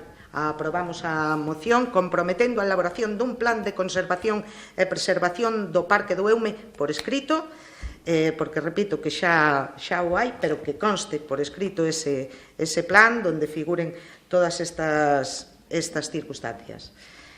Votos a favor, entonces, por unanimidade. Pasamos á seguinte moción, que é moción para sobre a atención a mulleres con endometriose e divulgación da doenza no Concello das Pontes da Asociación de Mulleres Querendo. Votamos a inclusión. Sí, Silvia. Esta moción entrou por rexistro no mes de agosto, ou ser presentada por unha asociación, pois tiña que ser un grupo político quen se fixera cargo dela, pois nos a oposición naquel momento entendimos que iba a ser o PSOE quen o fixera, non foi así, entonces o que facemos agora nos traela de novo a pleno. Vou pasar a ler a exposición de motivos. A endometriose é unha doenza inflamatoria progresiva estróxeno dependente de orixe descoñecida. Consiste na implantación e crecemento benigno de tecido endometrial fora do útero, na gran maioría dos casos no peritoneo pélvico e os ovarios, pero que pode afectar a calquera parte do corpo da muller. A extensión da doenza varía dende poucas e pequenas lesións ata grandes endometriomas ováricos e grandes e extensos nódulos ou fibroses e adherencias que causan unha severa distorsión da anatomía da muller. O tecido endometrial pode extenderse por ovarios, peritoneo, ligamento uterosacro, o fondo do saco de Douglas, sendo menos frecuente fora da pelve, aínda que pode afectar a calquera órgano, como pulmóns, meninxes, etc. Na pelve pode invadir órganos diferentes dos xenitais internos, como o intestino, frecuentemente recto, e o sigma, a vexiga ou os uréteres. Noutras ocasións, o tecido endometrial ectópico se localiza no propio útero fora do seu emprazamento normal, producindo unha variante de endometriose chamada adenomiose que pode ser difusa ou focal. Adoita clasificarse a endometriose en 4 graus, segundo o nivel de infiltración do tecido e non se pode correlacionar o estadio co tipo e ou severidade dos síntomas e o seu pronóstico, nin tampouco co pronóstico de infertilidade. Segundo os estudos, a endometriose afecta o 10% das mulleres en idade fértil. De se confirmar este dato, na Galiza habería máis de 60.000 mulleres afectadas por endometriose, das cales o 15% teñen formas severas da doenza, o que supón alrededor de 9.000 mulleres. A endometriose, además de poder resultar incapacitante para a muller, implica en moitos casos un grave problema de infertilidade. O retraso medio do diagnóstico é de 8 anos e ven dado por 2 causas fundamentais: o descoñecemento da doenza, dos seus síntomas por parte das mulleres e a pouca atención que até o momento o sistema sanitario prestou aos síntomas da endometriose, asociando falsamente a regra coa dor e normalizando este síntoma principal da doenza. Por isto, a Asociación Querendo, de Mulleres con Endometriose, quere solicitarlle ao Pleno da Corporación e nos o BNG no seu nome os seguintes acordos. O Concello instará por escrito nos próximos 30 días ao Sergas e a EOXI correspondente para que proceda a establecer unha programación de xornadas de formación sobre endometriose as que poida acudir o personal sanitario que atende os distintos servizos que dispensa os Sergas no noso Concello. Garantir consultas específicas de endometriose suficientes para o número de afectadas nas áreas nos hospitais aos que acoden as mulleres do noso Concello e a derivación destas pacientes ás áreas nas que existen mentras estas non se crean.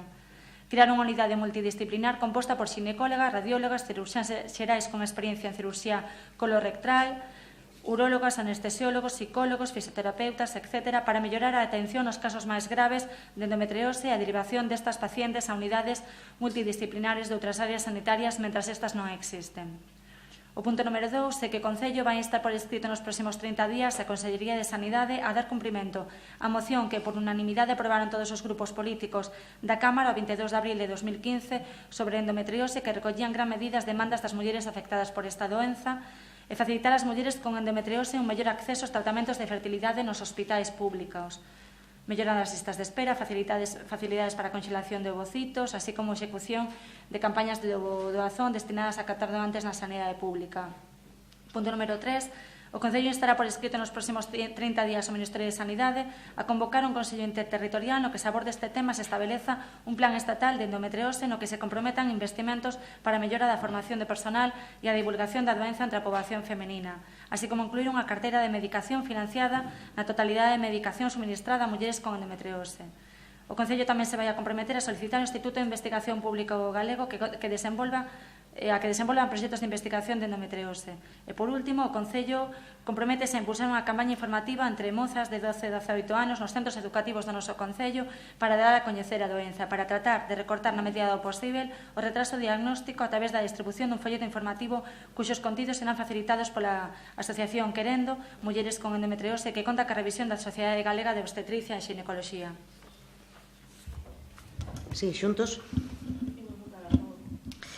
Nos imos a votar tamén a favor, sumámonos a estas peticións que presenta a Asociación Querendo, e de feito o Concello xa se puxo en contacto coa propia asociación para levar a cabo esa campaña informativa que solicitan, e vamos a apoiar e aprobar esta moción, pois comprometéndonos tamén a todos os puntos no que nela fai constar a Asociación Querendo. Procedemos á votación. Votos a favor? Unanimidade. Moción para o mantemento do posto do polvo no local da Fraga. Casi vos vou a pedir facer un receso de escasos 2 minutos para... Sí, pois 2 minutos receso e voltamos antes de votar isto. Ben, retomamos, votamos a inclusión na orde do día da moción presentada polo BNG, moción para o mantemento do posto do polvo no local da Fraga. Votos a favor? Sí. Sí, BNG? Bueno, pois xa o comentábamos no punto do orden do día do pleno, onde se falaba da ordenanza municipal. Nos entendemos que este servicio, desde que entrou en vigor, xa digo, anos 80, cando se construyen as propias instalacións, xa no propio inventario do Concello figura que é para concesións. Desde o ano 80, polo tanto, estuvo funcionando ali os 2 postos de polveira, que despois pasaron a ser xestionados por unha única empresa, pero seguimos dicindo que non vemos ningún inconveniente, máis ben todo o contrario, para manter ese servizo. E o que pretendemos en esta moción é iso, que se manteñan os postos de polveira aí nas condicións nas que se estaban mantendo hasta agora. Nada máis. Sí, xuntos? Home, nós non vemos problema. Incluso son 2 veces ao mes, pero tamén pode haber 5 ou 6 meses, desde maio a setiembre, prácticamente, que sí, que se había que pedir que se puxeran fora como se poñen, porque a veces fai bon tempo e tal. Ahora, nos meses de frío, joder, é moi jodido estar ali fora. Además, pode chegar un momento que igual ou non veñan, eu tampouco sei. Pero, bueno, falar con eles digo eu, nada máis, nós. Bueno, eu non vou a volver a repetir os argumentos, xa os explicamos cando falamos da ordenanza, cales eran os motivos, que non supón en ningún caso a perda do servizo do pulpo, dado que vai a continuar prestándose ese servizo, que pasa que dun xeito distinto, na igual condicións que o está a facer o outro establecemento que se instala todos os días 1:15 aquí na avenida de Ferrol. Polo tanto, imos a votar en contra. Votos a favor? En contra?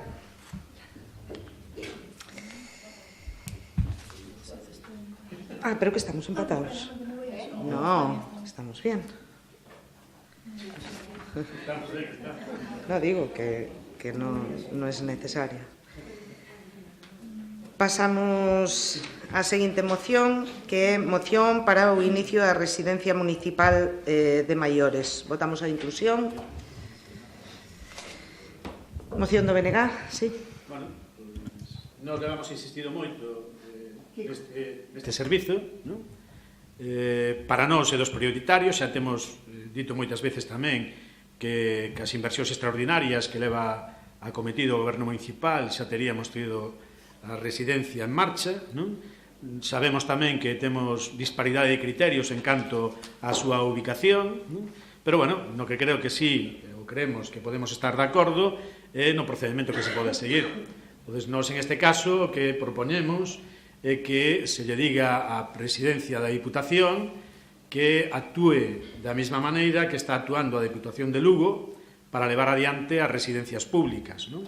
Quero recordar que o que está facendo a Diputación de Lugo cos concellos é, pois, desde a compra do terreo cando é necesario hasta a construcción e equipamento e parte de xestión dos edificios e a maiores tamén a contributo económico para que as prazas que se oferten ali teñan tamén bonificacións, non? É dicir, que calquer veciño ou veciña das Pontes que puidera ir para esa residencia non se quedara fora por razóns de tipo económico, non? Iso é o que fai a Diputación de Lugo que está gobernada polo PSOE, e non entendemos por que non se pode facer exactamente o mesmo na Diputación da Coruña. Entonces, a nosa proposta, insisto, sería demandar do presidente da Diputación da Coruña a colaboración para a posta en marcha do que sería a residencia de maiores, exactamente igual, nas mesmas condicións, válenos, que se está facendo na Diputación de Lugo, donde, por certo, hai residencias xa en marcha e hai outras que probablemente a principios do ano que ven se poñan tamén en marcha. Algúns dos concellos que teñen esas residencias ubicadas no seu término municipal están facendo unha aportación de 200.000 euros. Sí, xuntos. Sí, estábamos esperando pola explicación de Kiko, porque a moción é un pouco sintética, pero sí, votarmos a favor sempre que se garanta a xestión pública e sempre que se garanta a preferencia da xente das Pontes. Bueno, eu creo que a colaboración do presidente da Deputación da Coruña e a colaboración da institución que preside creo que está fora de calquer dúbida para con este Concello.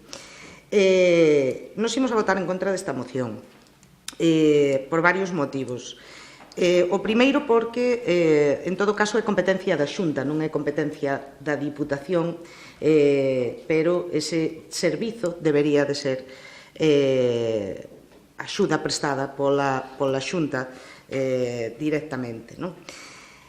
E tamén porque non nos cabe duda, como digo, da colaboración que vai a prestar a Diputación da Coruña a este proxecto. E despois porque a consideramos tamén un pouco oportunista, non? No sentido de, xa que se trata do alcalde deste Concello e, polo tanto, presidente da Diputación da Coruña tras esta moción. Fora xa de calquer comentario ou calquer exposición que poida facer respecto da prioridade ou da consideración de necesidade urxente que temos este grupo de goberno respecto da construción e da posta en marcha desa residencia de maiores que, como sabedes, se debatiu xa en pleno sobre esta cuestión. É un tema que está en marcha e que esperamos en breve poder poñela a andar e ter ese servizo no ámbito municipal do Concello das Pontes. Procedemos á votación. Sí, venga. A ver, é que comentas que é un tema competencial que debería ser a Xunta e, sin embargo, ahora estás a falar de que o Concello é que non vai a promover, co cal hai unha certa contradición ou nos entendemos que hai certa contradición. Decirvos tamén que non é unha competencia das chamadas impropias, porque se o fose non entendemos como na Diputación de Lugo, nos concellos que se están levando adiante as instalacións, se puderan ter feito. Alguén teria que actuar aí, non? Se iso fose unha competencia impropia, que non lle correspondera aos concellos e moito menos á Diputación. Hasta onde nos chegamos os convenios que teñen asignados e as propostas que se aprobaron nos plenos da Diputación de Lugo levan todas elas informes xurídicos. E nos informes xurídicos queda perfectamente establecido e con claridade que é competencia dos concellos e é competencia tamén da Diputación Provincial. Por lo tanto, o tema competencial aparte. Outra cousa é que digamos que a Xunta debería de construíla. Nós, aí, tampouco diríamos nada. A nós o que nos importa é o servicio. E o tema do oportunismo, bueno, Monse, aí, perdoa, nos entendemos que se algo de positivo para as Pontes, ten ou debe de ter que o alcalde das Pontes coincida con o presidente da Diputación, se algo de positivo debe de ter, pois esta é a forma de demostralo. Cando menos entendemos que esa sería a forma de facelo, sin decir que non teña que facer tamén noutros concellos. Pero, bueno, máis neste, donde, en apariencia, cando menos, é tamén alcalde daqui, non vemos o oportunismo, sino que nos parece unha demanda das máis lóxicas. Ben, respecto, repito, nos entendemos que debería ser unha competencia que asumira directamente a Xunta respecto desa axuda para poder poñer en marcha a residencia en As Pontes. repito, nos consta que haberá colaboración por parte da Presidencia e por parte da institución provincial, como tamén o fai en outros concellos, pero queda sobradamente demostrado o feito de que o ser o alcalde das Pontes ou o presidente da Diputación da Coruña, pois a este concello, sin duda, lle aportou moitos beneficios. Vamos, repito, votar en contra por ese motivo. Non quita, repito, a importancia que lle damos a esa residencia que poremos en marcha. Esperemos que moi pronto teñamos todos os problemas solventados para levála a cabo. É un compromiso deste grupo de goberno, é un compromiso firme para con todos os veciños e veciñas das Pontes de poñer en marcha esa residencia, e considerámoslo ademais algo totalmente prioritario para este grupo de goberno. Votos a favor da moción? En contra? Pasamos á seguinte moción, que é moción para demandar a inclusión das Pontes no Plano de Carbón 2019-2027. Vamos a votar a inclusión, pero eu pediríavos que retirárades esta moción por unha serie de circunstancias que están tendo lugar e por unha serie de conversas e xuntanzas que se están a manter en estas últimas datas e, é que non quero poñerme a debatila sin votar a inclusión ou si finalmente a retirades ou non, pero, hai cuestións que nos cremos que non corresponden ou que serían perxudiciales, en todo caso, leválas a cabo desta maneira.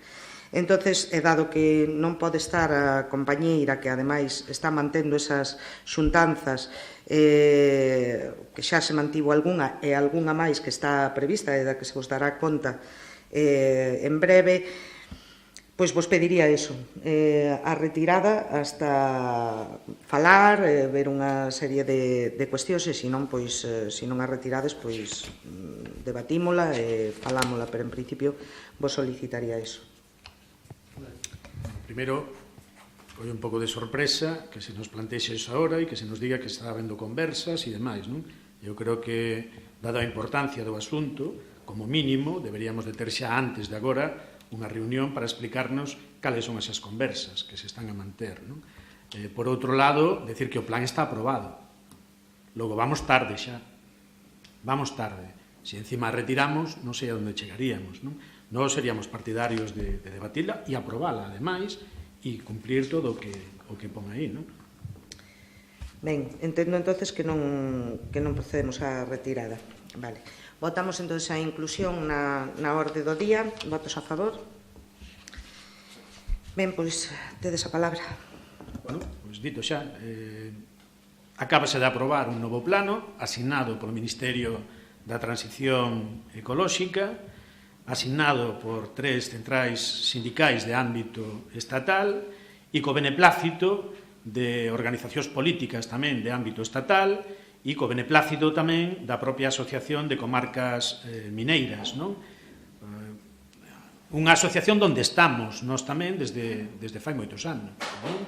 Bueno, a situación é que ese novo plano, que non é nada do outro mundo tamén, hai de que dicilo, non? Ao fin e ao cabo, para a parte interesante, que son apoio ao investimento empresarial e apoio a infraestructuras, a execución de infraestructuras, van unhas partidas económicas moito menores das que deberían de ir e das que foron en plans anteriores, non? Pero o certo é que quedamos fora. Galiza como tal non aparece, as Pontes, polo tanto, tampouco está dentro dese plan. Logo vamos a quedar fora de todas esas axudas, non? Xa non é só quedar fora delas, senón que vamos a quedar tamén nunha situación de unha competencia con respecto a esas zonas en desventaxa, non? É dicir, ali van a ter apoio para implantarse empresas, ali van a ter apoio para facer infraestructuras, por exemplo, chan industrial, e aquí non vamos a ter ese apoio, non? Co cal, a hora de ubicarse as empresas, pois terán unha tendencia a ir hacia estas zonas e non hacia a zona das Pontes, que é do que estamos a falar en este caso. Por outro lado, decir tamén que non se fala para nada das actuacións anteriores. É máis, a información que nos temos é que eso se pretende pechar tamén con este plan. Non estamos no plan, perdemos posicións, está moi ben defender o plan de reindustrialización do Estado nas comarcas de Ferrolterra, a nos parecenos ben que se defenda, pero que non acabamos de entender que un plan como este, que é bastante máis importante, pois non se diga nin pío delo, ou polo menos, nós como oposición non sepamos absolutamente nada do tema. Si agora se nos ven dicindo que hai conversas, que se están mantendo reunións, non sei en que sentido, pois aínda nos choca máis, porque me parece que isto non é novedade. Nós, igual que algún grupo político aquí falou do matadeiro durante moitos anos, nós en este tema levamos bourando. Manifestamos o noso interese e preocupación por el. Logo, unha vez aprobado no Estado o novo plan, o lóxico é que nós presentáramos tamén algunha iniciativa para que se incluya as Pontes dentro deste plan.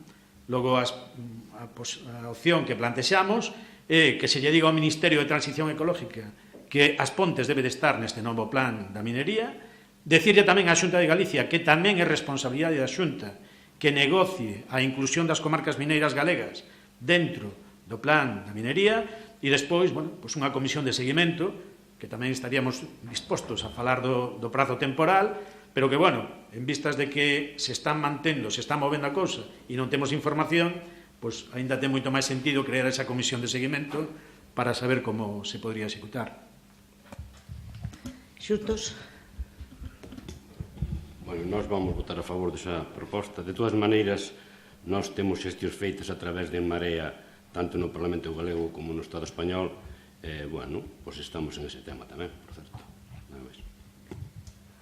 Vamos a ver, porque teríamos que poñernos a facer historia, é complicado. Unha, porque non teño todos os datos, que, repito, os ten a miña compañeira Ana Pena, e sería complicado. E outra, porque a historia é longa, leva moitos anos de historia.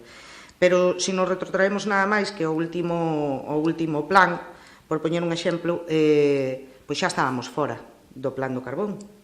Estábamos fora. O que se recollera unha excepcionalidade, concretamente, pero non figurábamos dentro do plan. Por que? Pois porque nos no ano 2007 a efectos do plan pois deixamos de ter mina, polo tanto o que se recolle agora neste acordo marco para a transición xusta da minería do carbón e desarrollo sostible das comarcas mineiras para o período 2019-2027, o que se contemplan son unhas axudas que basicamente van destinadas para as prexubilacións da xente, cousa que aquí xa non tería lugar, e creo que en torno a uns 135 millóns de euros para infraestructuras pendientes, ou algo máis, pero, teño a cantidade aproximada de 135 millóns de euros. Claro, estaríamos pedindo que se nos incluya nun plan da minería que xa non temos, é dicir, aquí o que temos é unha térmica que está efectivamente traballando a base de carbón, pero a base de carbón de importación, que, por certo, antes, cando o meu compañeiro Toni falaba da PNL que se presentou na Xunta por parte do Partido Popular, decía que lle parecía que o BNG se abstivera, foi así, Kiko. O BNG se abstivo e creo que En Marea tamén se abstivo en esa PNL sobre das actuacións que debía realizar a Xunta de Galicia diante do Estado en relación coa continuidade das térmicas de carbón. E o PSOE si aprobou si votou a favor desa PNL, pero, como digo, tanto Marea como o BNG se abstuvo, en algún caso, pois, con afirmacións un pouco, que nos non compartimos nin entendemos, precisamente porque temos esa térmica en As Pontes. Tamén é verdad que se refería tanto ás térmicas de As Pontes como a de Cerceda, e que efectivamente a térmica de As Pontes está xa a realizar esas inversións de adaptación e a térmica de Cerceda non. Pero, bueno, volvendo á moción que nos ocupa, é certo que se están a manter contactos por parte deste grupo de goberno para que se nos inclúa con esa excepcionalidade, ou inda que sexa con esa excepcionalidade para continuar no plano do carbón. Pero entendemos que aprobar esta moción agora mesmo pois podería ser perxudicial para todo o que se está a tratar e o enfoque que nos lle estamos a dar, que creemos que é o de sentido común e o razonable, de que se nos incluya, sexa coa excepcionalidade ou da maneira que se adopte ou que se considere máis oportuna, pero recollendo pois que se nos beneficie ou que teñamos opción de ir de formar parte dun plan de financiación para a reactivación de toda a zona, non? De toda As Pontes e das distintas tamén de toda a comarca mineira. Sabemos que agora mismo quedan ou van a quedar dúas térmicas, tal e como está a situación, que quedaríamos As Pontes e Almería, que se pechan, ou esa é a previsión, a de Lada, a de Andorra, a de Velilla, a de Compostilla, a de Cerceda, a da Robla, a de Los Barrios, é dicir, quedaríamos estas dúas térmicas e, como digo, non temos mina e, polo tanto, o acordo do plan do carbón temos que buscar a maneira xusta e razonable de que se nos permita entrar, pois sexa con excepcionalidade ou ca fórmula que consideren máis oportunas, pero que se nos permita estar. Repito, vamos a votar en contra desta moción porque entendemos que pode perxudicar as negociacións, as xuntanzas que se están a manter, e porque entendemos que o que se recolle neste acordo marco entrar non poderíamos beneficiarnos deso tal e como está plantexado agora mismo, xa que recolle actuacións pois en aquelas zonas que todavía hai actividade mineira. Alguna, sí? Sí, por favor, sí. A ver, a veces buscar argumentos para votar a favor ou en contra pode ser complicado, pode ser complicado. Eu creo que neste caso, Monse, estás facendo un esforzo para buscar argumentos contrarios á moción, non?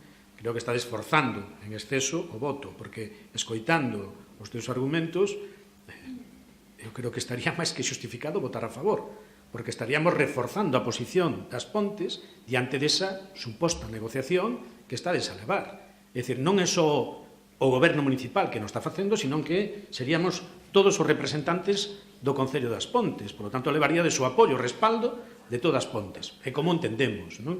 Non sei cal pode ser o problema deso, non?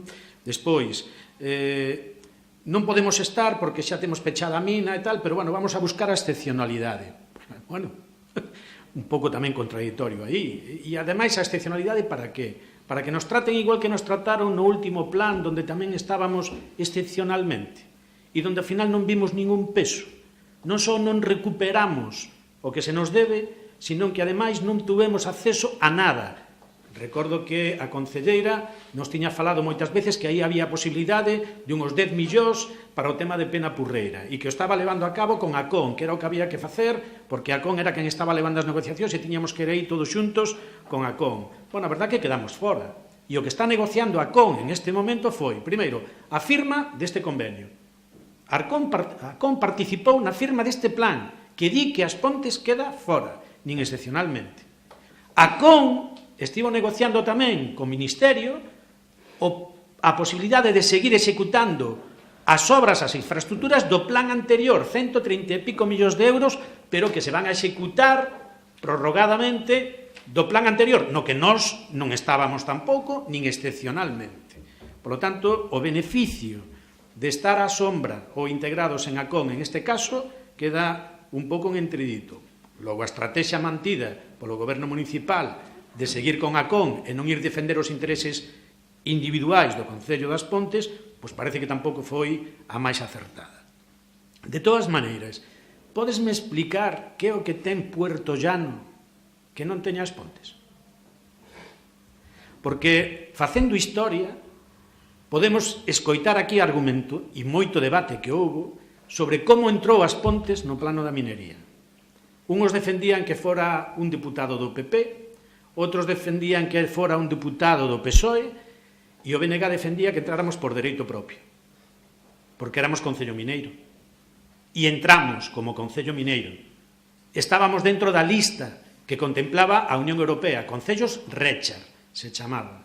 Sin embargo, Puerto Llano estivo en todos os plans, estivo no plan anterior, está en este plan, e sempre aparece como I Puerto Llano.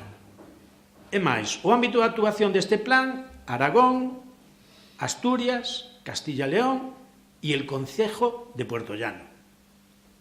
Que ten Puerto Llano que non teña as Pontes?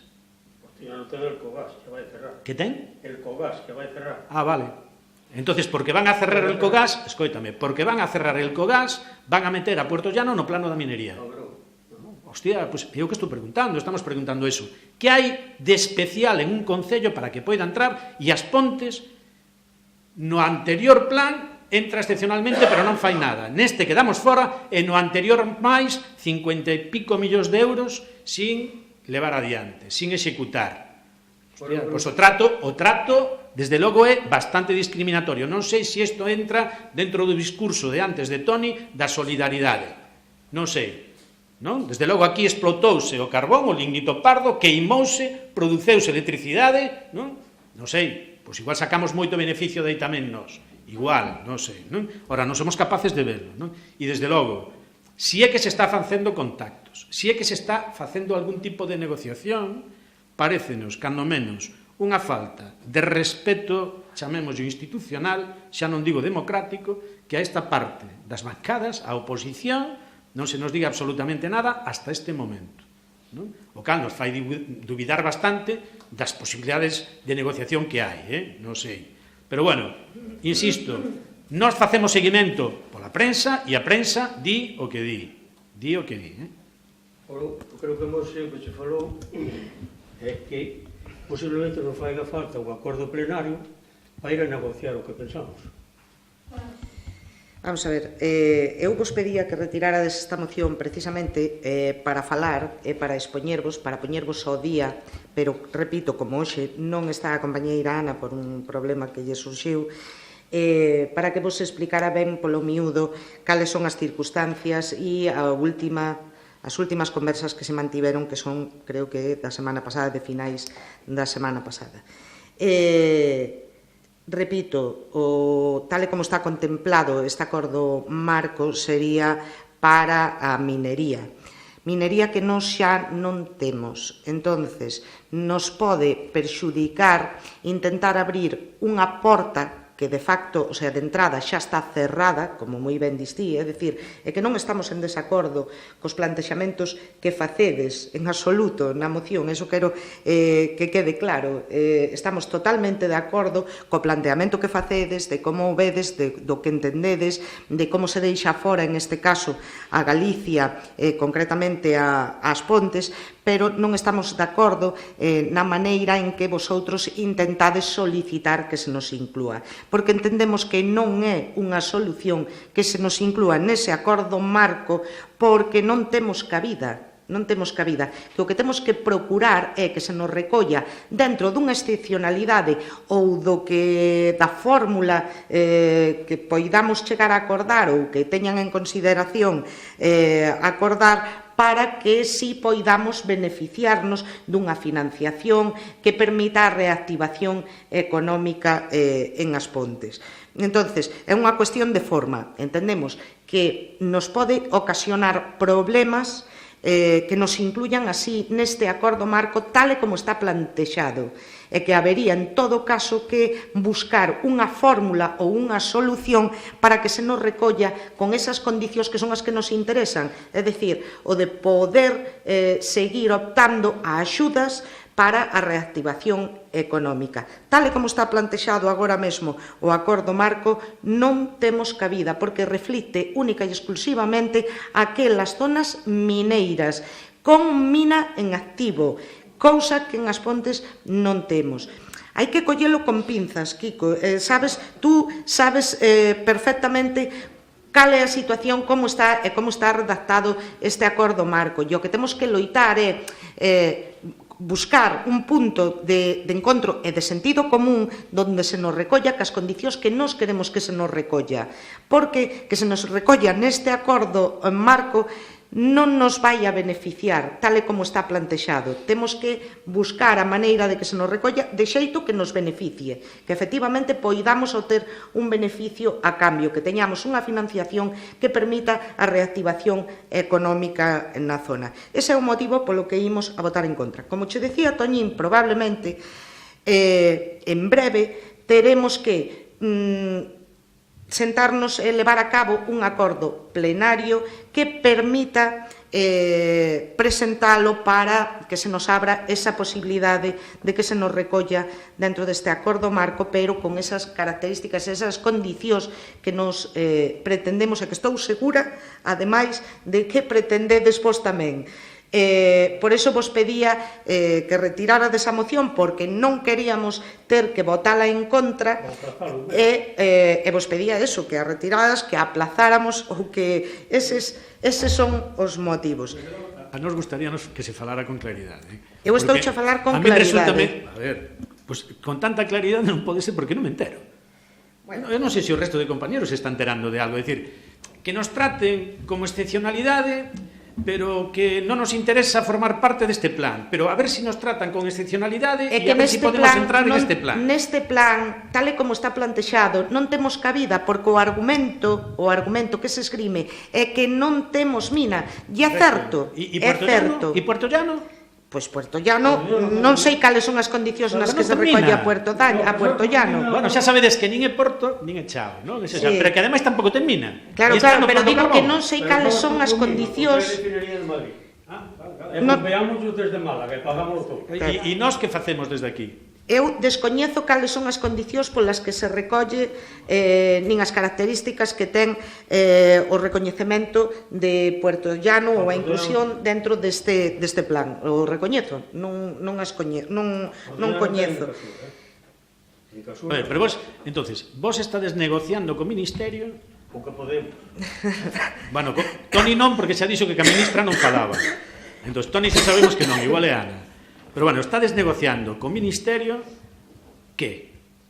Posiblemente o teñamos que aclarar e nos falla un acordo plenario para ir máis forte. Estamos negociando co Ministerio que se nos recolla no plan, pero con unhas características especiais e con unhas condicións determinadas, que agora mesmo non teñen cabida, pero que xa non o tuveron no plan anterior, vale? Donde se nos recollía con unha excepcionalidade. Pero o que é, é dicir, non temos mina. Vale? E tal e como está este acordo marco, non teríamos cabida en el. O que temos que procurar, vosotros que digan que se nos recolla no acordo marco, pois moi ben, pero se non temos cabida, e o argumento que se esgrime é que non temos cabida porque non temos mina, e é certo, é real, non temos mina, e que xa nos estuvemos beneficiando de todos eses diñeiros para o tema de prexubilacións e para infraestructuras e demais, é un argumento irrebatible. É irrebatible. Non, é irrebatible no sentido de que non temos mina, non a temos. Unha cousa é o peche efectivo de mina e outra cousa é que non existe mina. É que non existe mina, temos un lago, non temos unha mina. Entonces, temos que poñer un punto de sentido común en todo isto e conseguir que se nos inclúa, pero que se nos inclúa non sei si con unha fórmula de excepcionalidade ou con unha fórmula de mellora ou con non sei como. Eso é o que se está tratando de conseguir. E probablemente, repito, necesitaremos da vosa axuda para poder sacar adiante un acordo plenario que respalde esa iniciativa do Concello das Pontes para que se nos recolla, pero con esas condicións, que sea de financiamento para a reactivación de toda a zona. Eso é o que pretendemos. Entendemos que entrar agora así dentro do acordo marco non nos vai a solucionar absolutamente nada, porque a resposta vai a ser esa: non temos cabida, porque non temos mina. Esa é a realidade, e esa é a realidade a que temos que facer fronte e a que temos que buscar solucións, porque continuamos a ser unha comarca con unha historia mineira en unhas circunstancias excepcionais agora mesmo, e que precisamos ou entendemos que ademais temos dereito a que se nos axude e se nos facilite unha reactivación económica por este pasado mineiro. Entón, trátase de buscar unha fórmula. Por eso vos pedía que retirárades a moción, porque nos fastidia ter que votar en contra dela, pero tal e como está plantexada, entendemos que debemos votar en contra e buscar esa maneira que entendemos que é a viable e que entendemos que é a que pode ter viabilidade e darnos unha solución para poder estar incluídos. Bueno, recordar que, como dicía ao principio, cando foron os primeiros plans, non podíamos estar porque non cumplía o lignito pardo. Resulta que o lignito pardo era un carbón distinto do resto dos carbóns europeos, e entonces As Pontes non podía estar nos plans da minería. Ao final, As Pontes estivo nos plans da minería porque o seu carbón, o seu lignito pardo, entraba dentro do Réchar, de zona Réchar. Por lo tanto, entramos, porque nos correspondía. No anterior plano da minería, resulta que non podíamos entrar porque xa non tiñamos mina. Coño, pero estábamos en proceso de peche de mina. Co cal, deixáronos entrar excepcionalmente. Pero deixáronos entrar non. Tiñamos que entrar porque aínda tiñamos mina. Aínda non estaba pechada. E neste momento, nos aseguramos, e seguimos dicindo e afirmamos, que temos tanto dereito como pode ter Puerto Llano ou calquer outro concello a estar en este plan. Non vemos ningunha excepcionalidade por aí para que non poidamos estar, precisamente. Entonces, nós a vía que temos é que se negocie a inclusión. E, ademais, creemos que é un argumento de forza para as posibles negociacións que se esteñan levando a cabo. Non vemos de outra maneira. Kiko, nos mantemos, aseguramos e defendemos que temos dereito a estar en ese plan.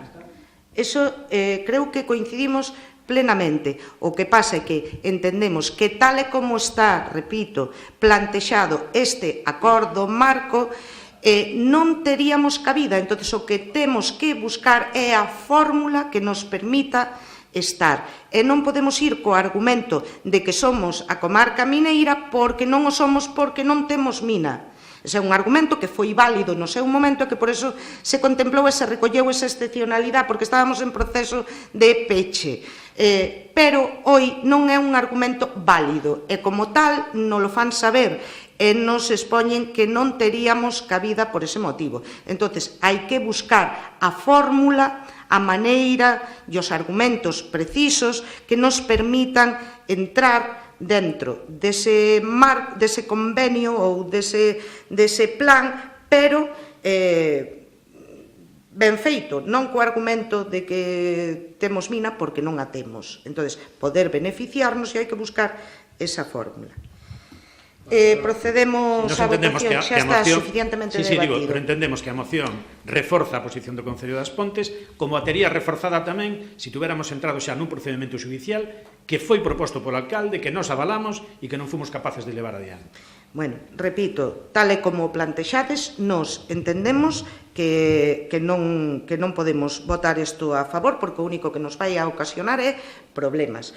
Polo tanto, o que tratamos é de buscar unha solución, que, repito, se vos pedirá apoio unha vez que se vexa exactamente como se pode levar a cabo, vos lo explicará a miña compañeira, de os pasos a seguir que debemos dar para poder estar dentro do plan, pero non tal como plantexades vos, porque é inviable. Non nos permitiría estar. Votos a favor? En contra? Ben, pasamos a seguinte moción do BNG,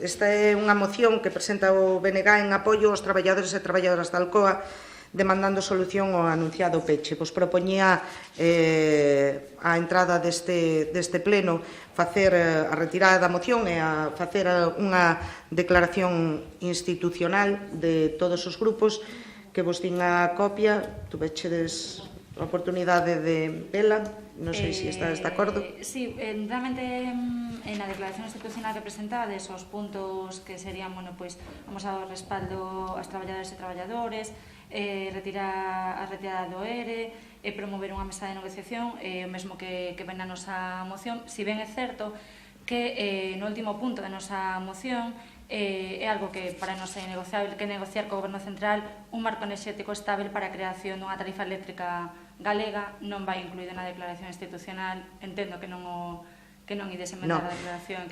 Acabamos de ter unha moción que presentabades en ese sentido para que se creara a tarifa eléctrica galega, que votamos en contra e, polo tanto, é obvio que non estamos de acordo e, polo tanto, non eso. Pregunto, retirade esa moción? No. Entonces, bueno, pois xuntos por as Pontes, estades de acordo ca declaración? Bueno, eu estou de acordo, pero eu quería falar aquí de un punto, do cuarto punto. Vale. Entonces, bueno, comentamos o punto porque... Sí. Podo comentar? Sí. O tema é o seguinte, aquí das axudas económicas nos parecen ben, pero entre comillas. Vamos a ver, cando esas empresas teñen beneficios, non repercuten eses cartos hacia o Estado, onde realmente o Estado foi o que nos dimos entre todos. Entonces aquí había que aclarar que nos momentos que teñen beneficios, bueno, en eses momentos que repercutan os... E despois, no fondo, sempre ir cara a empresas públicas, a poder facer destas empresas, pois, un tipo de empresa gestionada desde o Estado e facelas públicas e ir en ese camiño. Entonces, este punto que solamente falades de que hai que seguir dándoles cartos para que manteñan o emplego, mañá dentro dun ano volven a pedir, e outra vez volven a pedir. Entonces estamos sempre apoiando as empresas privadas. Por lo tanto, cara a que, cando hai beneficios tamén, que repercutan os beneficios en quen lle presta os cartos. Penso que arreglando ese punto podíamos valer.